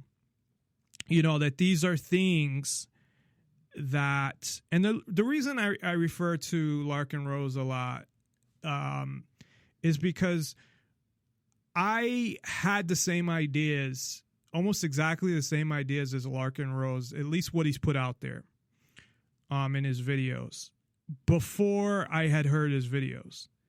And then, you know, of course, I couldn't communicate it. I still can't communicate it as good as he does. Although, you know, I listen to his videos and how he puts things together and stuff like that. But I think he's a great speaker when it comes to that topic. But he's the only person that I know of that agrees with me on this topic. And I'm not saying that there aren't people out there. I'm sure there's a lot of people out there. But I can't, at least that puts out videos. But I mean, I'm sure there's a lot of people that aren't aware of my show. So there could be a lot of shows where they're saying the same thing. And what I mean by that is the non-compliance. He doesn't say non-compliance, but pretty much that's what he's saying. And, you know, not obeying the government. And then that government, of course, has no authority. And that you have the right to defend yourself against government agents, but at the same time, he doesn't believe in revolution or overthrowing the government. So I totally agree on all those things. So that's the only person that I know of that's out there putting themselves out there like that. Now, again, I'm sure there's people with small shows like mine that don't know who I am just because my show, you know, is small or whatever, and they've never heard it, and that maybe they're doing something similar. However, if I could get, you know, of course, bigger, and the bigger I got, it'd be the better it would be, of course, to get those ideas across. Now, Larkin Rose pretty much just focuses on that part of it for the most part, where I kind of do shows on, because he doesn't do a radio show, he does videos and he does speeches, and it's more about government and the truth about government, I would say, is the biggest, is really, if I was to describe what he does, where I'll cover so many different topics that pertain to freedom and liberty in some way. Because I do a radio show and there's so many topics out there and I want to be entertaining at the same time. So I don't just cover that. Although, again, you know, I'm doing a radio show and he's doing speeches all over the, you know, country or interviews and stuff like that where, you know, he's kind of talking about similar things each time. And I think that's great. I'm just saying I you know, kind of do a different type of thing. But it makes me think more about that and how, you know, how many people are actually out there that believe in those things. And that's what kind of led me to that, the idea of Declaration of Independence 2016 or 2017, whenever I'm gonna release that, and seeing how many people I can get to sign it. And I mean, you know, whatever you have to put in those sites, it might be your address and your phone number or something, or address and email address or whatever. So how many people are willing to actually identify themselves and say, yeah, I'm telling you, the government, that I don't need your authority to do these things, that you have no right to tell me what to do. I've never signed your fucking Constitution. You just push this on me and, extort me at the same time. So I don't want to get into a big, long conversation on that, but that's why I mentioned Larkin Rose a lot. I know recently there was some bullshit video that and I'm not going to say it's bullshit that he didn't do it, but, supposedly that he had sex with some guy's wife or whatever. And that's none of my fucking business, and it's irrelevant. It doesn't change what I believe Larkin Rose has done for freedom and how many people he probably has influenced. And, whatever. It's not like, he didn't rape her. I mean, now if he raped somebody, that's a little different.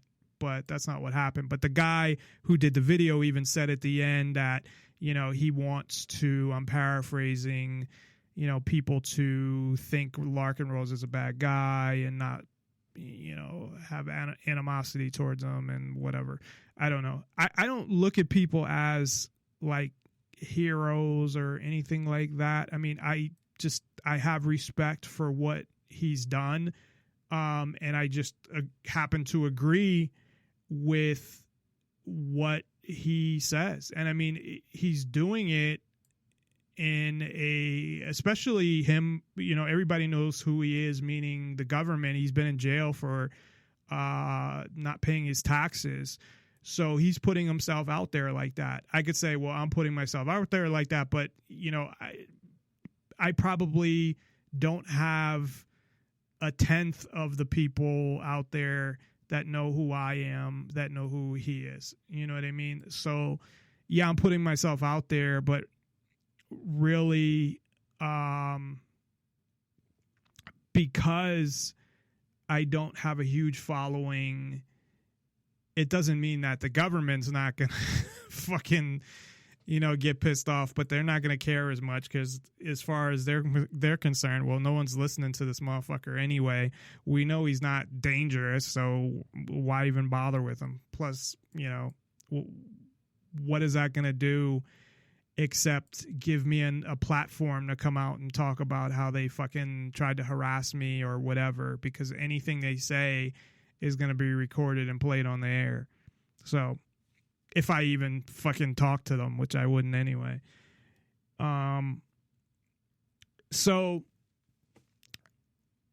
getting people to, and I just don't get it. I don't. I don't even get the people being open to it. Once you get to that point, they're like, I don't know about that. And I don't know. And it's like, based off of what though? And not only that, people want the solution. I was saying earlier, the what if. So, and what if two of the worst words in the English language when they're put together, because that's what people use for so many things. And a lot of that is government media helps them to get to that point. Like I was talking about, they show all the violence, they show this, they show that. So it's, well, what if this happens? What if that happens? What if, like, you have to cover every fucking possible base or every possible scenario that may come up. And the fucking government now does not do that at this point. I mean, they do that for themselves, but, and if they do, it's because, I mean, after 240 fucking years of, well, I guess if you go start from when the Constitution was implemented, it's a little less than that. But, over 200 years of laws and being able to have all these scenarios come up, things get created. But in the beginning, none of it was created. It was just a structure for a government. There weren't even really laws. Because if you think about it, it was in the Constitution the structure for the government and the freedoms that people have. Then, Congress and state legislatures, then they go and make laws, and, that's been going on and on and on. And that's why you have all these volumes of law.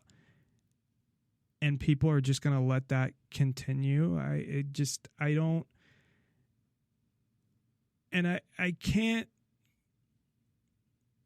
fathom how, because I've heard this so many times, how many times that people say, and these are people that over the years that they've been saying it over and over and over, as soon as we get the right people in and we follow the Constitution, or some people just, as soon as, if we just get the right people in,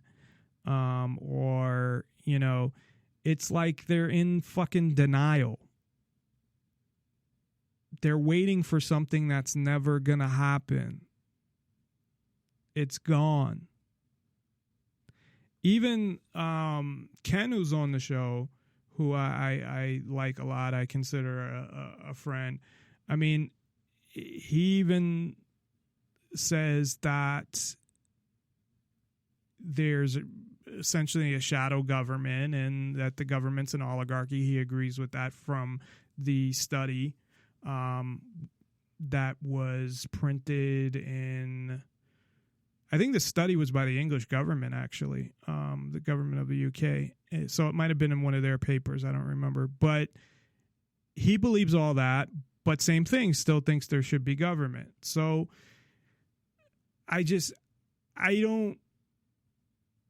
it's hard for me to fathom and understand all that because of the way I am. Again, the always being independent and always questioning things and always, all of that. Not that I'm saying that the people that don't, that want to have a government aren't like that. I'm just saying because of that, it makes it harder for me to understand how you can see all these things that they're doing and then separate that from the institution of government. So I've already explained, I just did it recently when I did the show on Trump, how I believe the government works, and it's the institution of government. Just to summarize that, I believe it's all based on the institution. And the institution of government, the goal from the beginning is to just control as much as you can and as much of everything you can, including and up to people's lives. So I believe that's the goal of a government. Now, the United States did it generationally and over, hundreds of years, but they're getting, probably 75% of the way there to total control of people's lives, because they pretty much have it. They're just not using it yet, because they still want to keep the illusion of freedom, because I don't think they're sure they're ready or they feel that comfortable about, 300 million guns out there and just totally taking over. That's why they want to get the guns.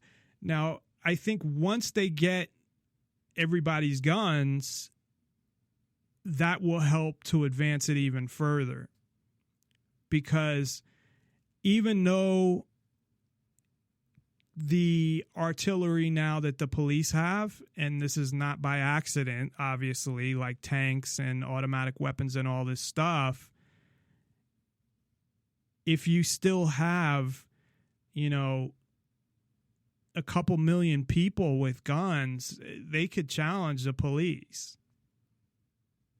Now, I'm not saying that that's what people should do or that's what I agree with, because I don't. I'm just saying the rationale of the government as to why they haven't fully taken over, because I believe that they have the means, most of it at this point, that a lot of things are in place.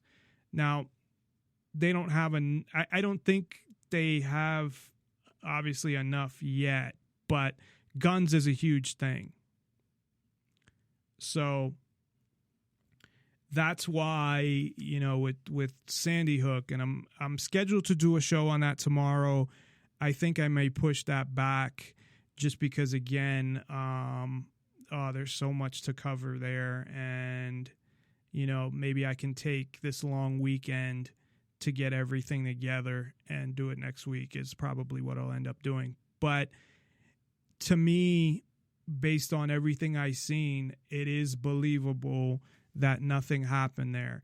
And in a way, that's a positive thing, because they didn't kill a bunch of people for a false flag, kill a bunch of kids. Instead, if you believe that nothing happened there, they just faked it instead of killing a bunch of people. So in a way, you could say, okay, well, at least they didn't kill anybody, but they still did it to go after guns. And I paid so much attention to what Obama did after that and how he acted and all of that shit and parading the kids out. And it was just like, I don't know. I pretty much thought that there were other people involved, because it was physically impossible for that kid to do it. If that kid's even real or if he exists or whatever, I don't know anymore, to be honest.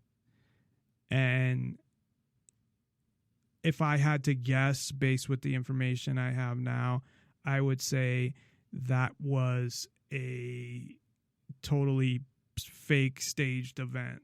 I really believe that at this point. And I have a lot of information as to why. And I didn't think that, because I thought initially, like, how the fuck would you pull that off? But I think that's how important it is for them to get rid of guns, that they can't continue.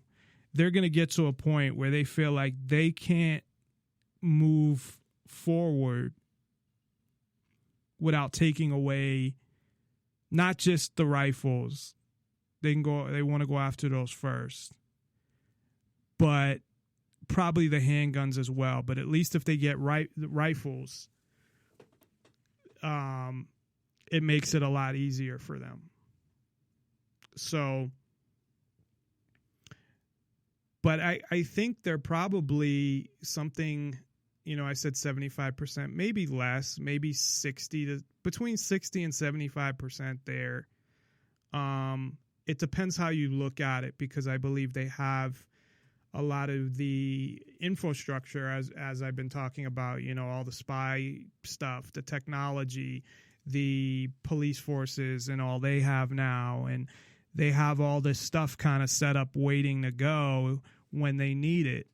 And they're not scared to stage something to set something else off.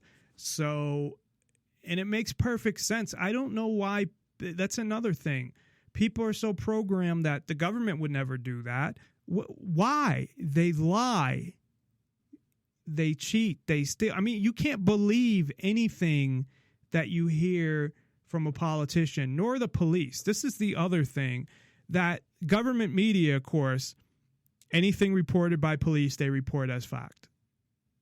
And you're getting one side of the story.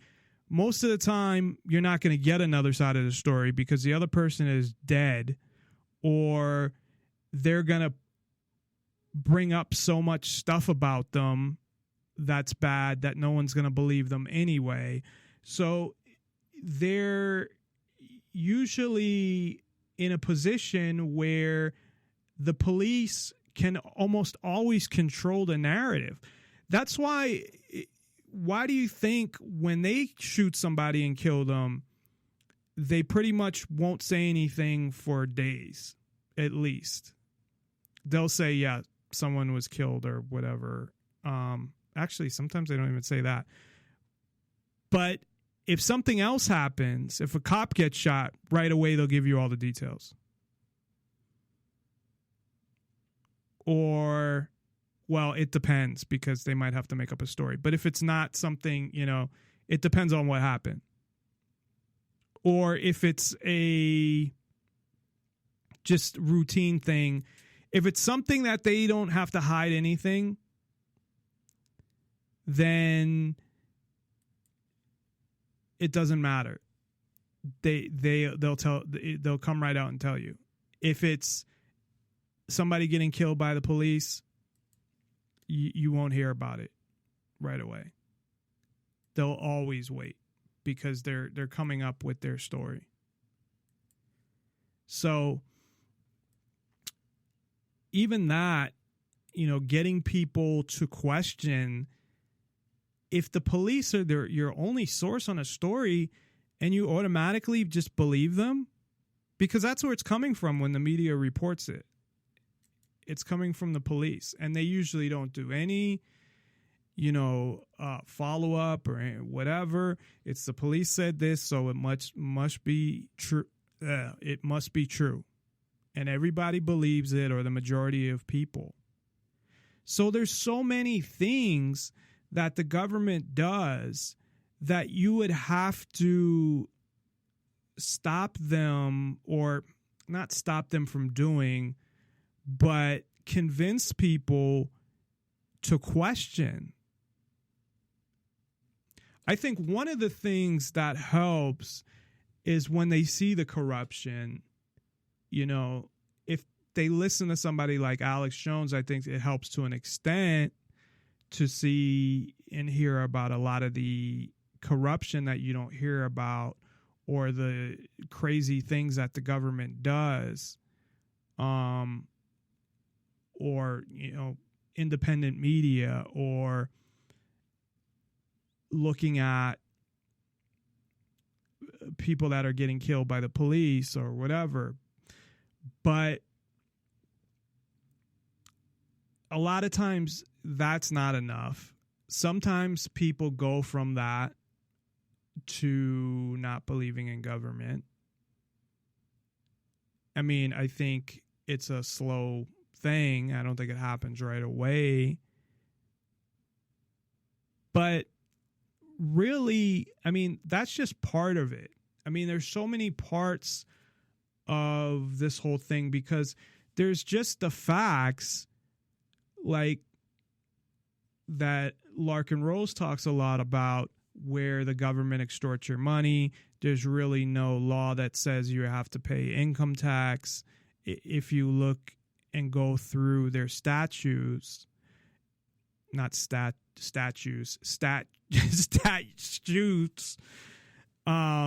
you can go and find where it actually says, and they've been trying to do this over the years. He has a video on this. I forget the name of it, but if you go to YouTube and put in Larkin Rose, like tax video or something like that, you could probably find it. But it goes through all of their tax codes and how it keeps that part, they keep trying to reword it to make it sound like you are obligated, but you're not obligated to pay taxes on your income, only income from selling to merchandise to a foreign country, I believe. But people just pay it, and then over the years they were able to kind of trick them into, the way it is now, and now it's just generally accepted, even though it's not a law.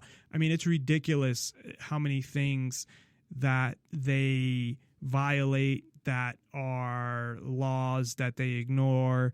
It's just ridiculous. So you have the factual part of it. You have the taxes are extortion. You never agreed to any of this. The government really has no authority. We don't give the government authority. The social contract concept is bullshit.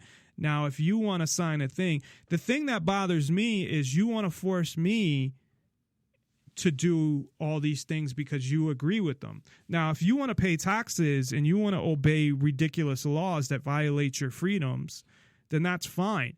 People think rights come from the government. They do not come from the government. You are born with rights.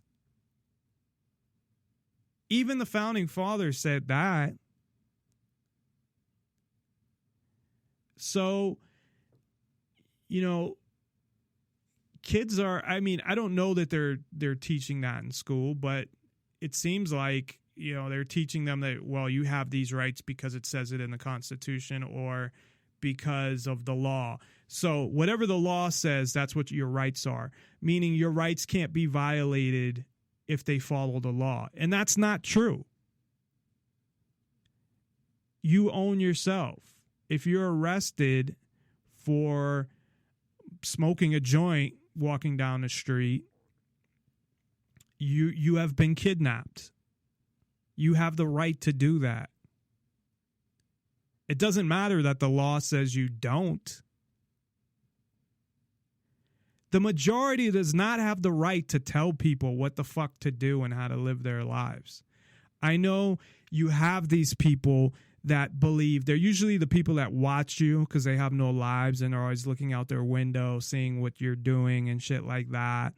And they want to be able to control everybody's lives. They believe they're the people calling the congressman all the time and, you know, putting together these groups and things like that because they want laws to get passed because they think that people should live a certain way.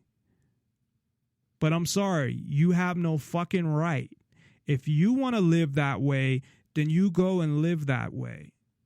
But you don't have a right to tell other people how to live. Neither does the fucking government. But how do you get people to believe that? It's not believe it is not the even right choice of words. How do you get people to actually accept the truth? How do you get people to get unprogrammed from this paradigm that government is the end all be all? That government somehow has super fucking powers? That because government says something, it means something. It doesn't mean shit.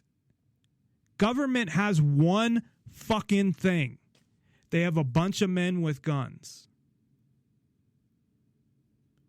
That's all they have. Without that, and they have a bunch of weapons, you know, it's all related. Without that, they're nothing. You ever see most of the congressmen? This is not a threat. I'm just saying hypothetically that most people could easily kick their ass. I'm not saying that people should do that. I'm just saying in a hypothetical situation, you know, the politicians are nothing without the people that back them. That's why I said before the military could take over the country if they wanted to. Because they're the enforcers, not so much the military, more the police and the Secret Service and the FBI and the federal and local agencies, Department of Homeland Security, all of them are more the enforcers for the politicians here in America. The military are the enforcers for the politicians in other countries. Unfortunately, that's all they are. They have nothing to do with protecting any freedoms. They have nothing to do with any of that. And a lot of them come back and learn that and see that they're just being used.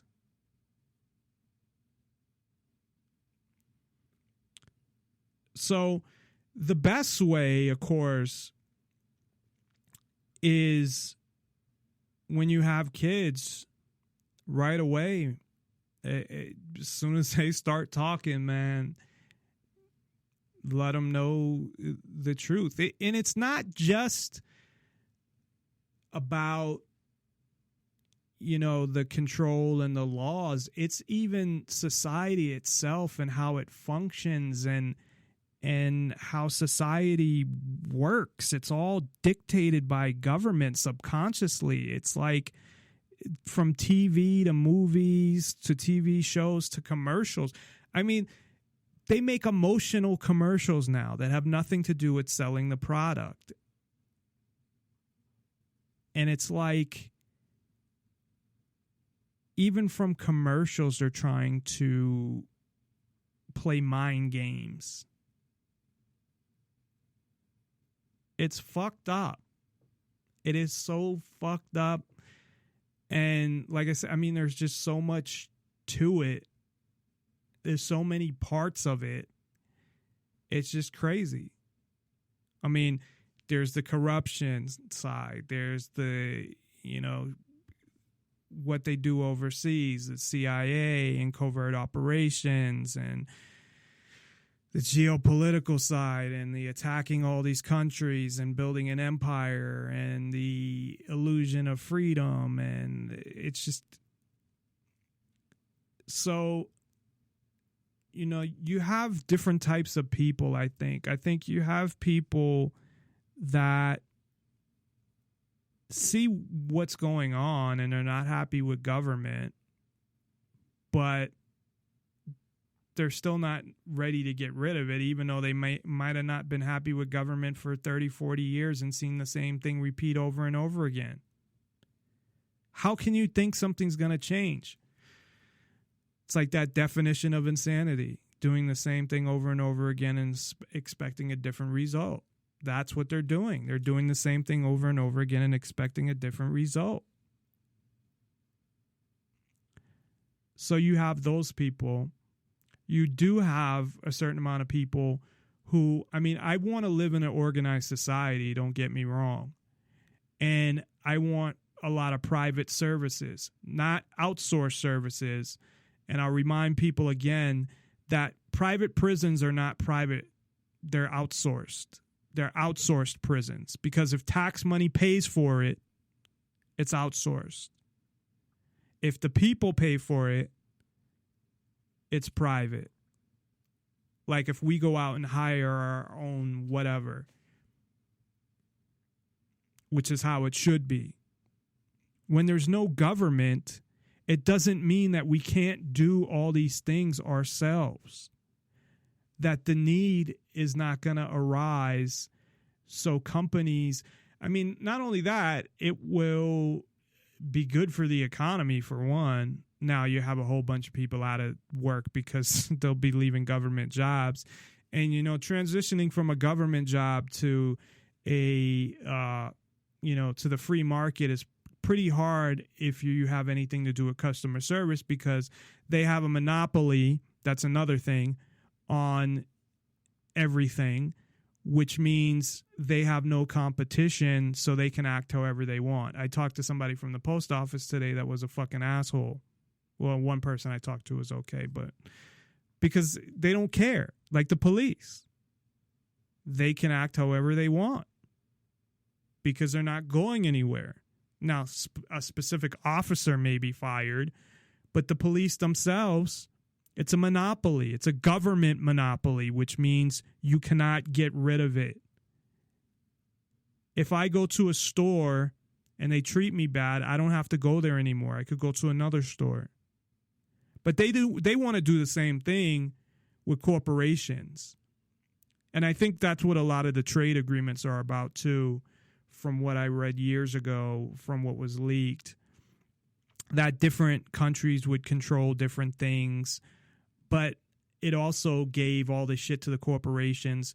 So like the corporations, the amount of corporations that would control things would, you know, same with the media, how it is now, like 8 corporations control 95% or something, or 6 corporations control 95% of the media, which is another reason why you only get certain things.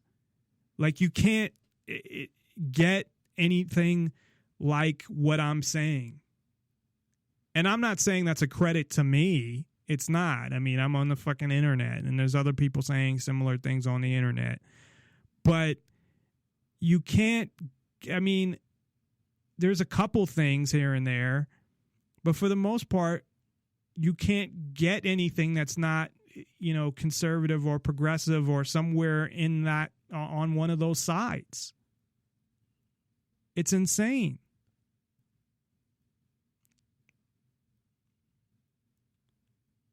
So when it comes to something like, we can use the word deprogramming, or we can use the word, and I use that because of that documentary, but really it's getting the truth out to people. And, I'm one person, and I'd like to have more shows on the network, and I don't make any money, and unfortunately, it's hard to even find people with the same ideas. I mean, I find some of them, not many. And if they're out, they might be out there, and I don't know if they're out there, who they are. They might be hiding their ideas because they don't want to come out and, publicly. And when I say publicly, I'm saying like on Facebook or something like that, or risk, their career or something like that. I got to the point where I'm like, I don't fucking care anymore. I can't continue to go on and not say anything. But I wish more people would join me. I got a setup, and I got,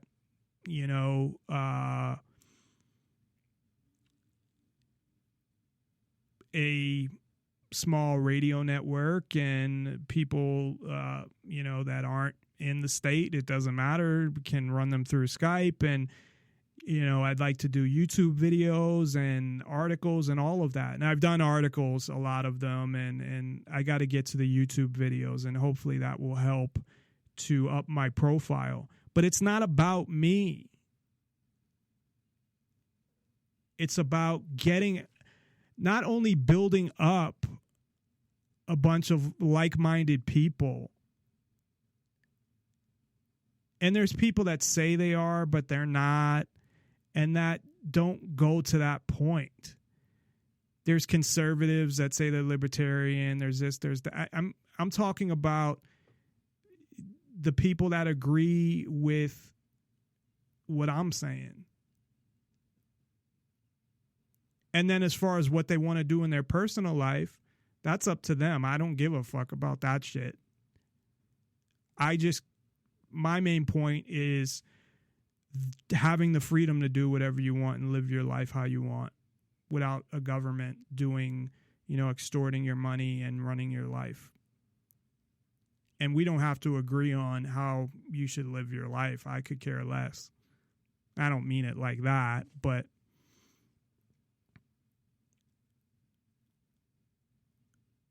no,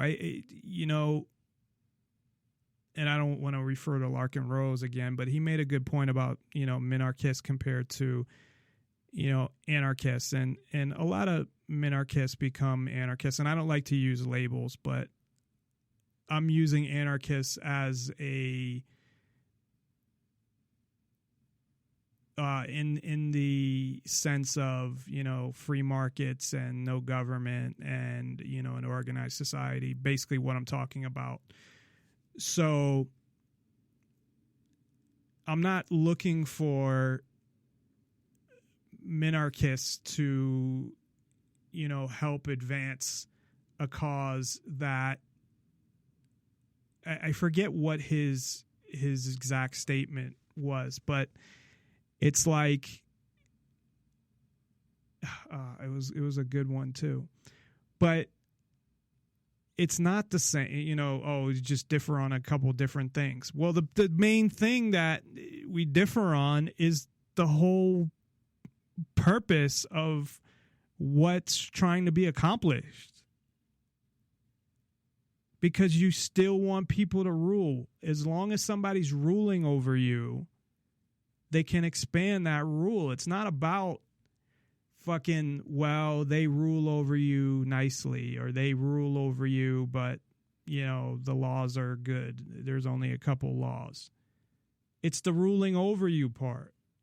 And they still adhere to that. So that's really all the time we have for tonight. I hope, if anything, that people,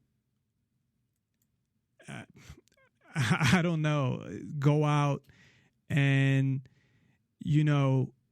try to talk to people or try to spread the message. Or if you want to be on the radio, hey, contact me. If you want to write articles, if you want to be on the YouTube channel, if you want to help out with the show in any way, if you want to start a group or something of people that actually agree with a certain set of freedoms, and really, like I said, as far as how you want to live your personal life, I don't give a fuck. It's about having that freedom. Contact me. You can go to my website, NonPartisanLibertyForall.com, or my Facebook pages. But all that stuff is listed at NonPartisanLibertyForall.com. But for me, it's coming together with more people and finding more people that have those beliefs and have ideas on, well, how do you get the truth out there? I mean, the truth is on our side. It's just getting people to let go of their programming that they've been programmed for who knows how many years. I guess it depends on their age, because pretty much once they came out, even as a baby, they've pretty much been programmed. So hopefully we can get the word out and more people will see government for what it is. It's really just exposing people to the truth and getting them to open up to it. So thanks, everybody. I appreciate you tuning in. I should be on tomorrow, although I'm going to postpone the Adam Lanza show, the Sandy Hook show, probably till next week. So we'll probably do a show tomorrow and then take Thursday off, as my fiance is working all day, and then we're going to have dinner. So, and then maybe I'll do a show on Friday instead. We'll see. Maybe at a special time. So I'll post that through Facebook as I do with all the events. And I got to start putting stuff on the website as well, so people can see it there that don't go to the Facebook pages. So thanks again, everybody. I really appreciate you tuning in and taking the time to listen to me, and have a good night.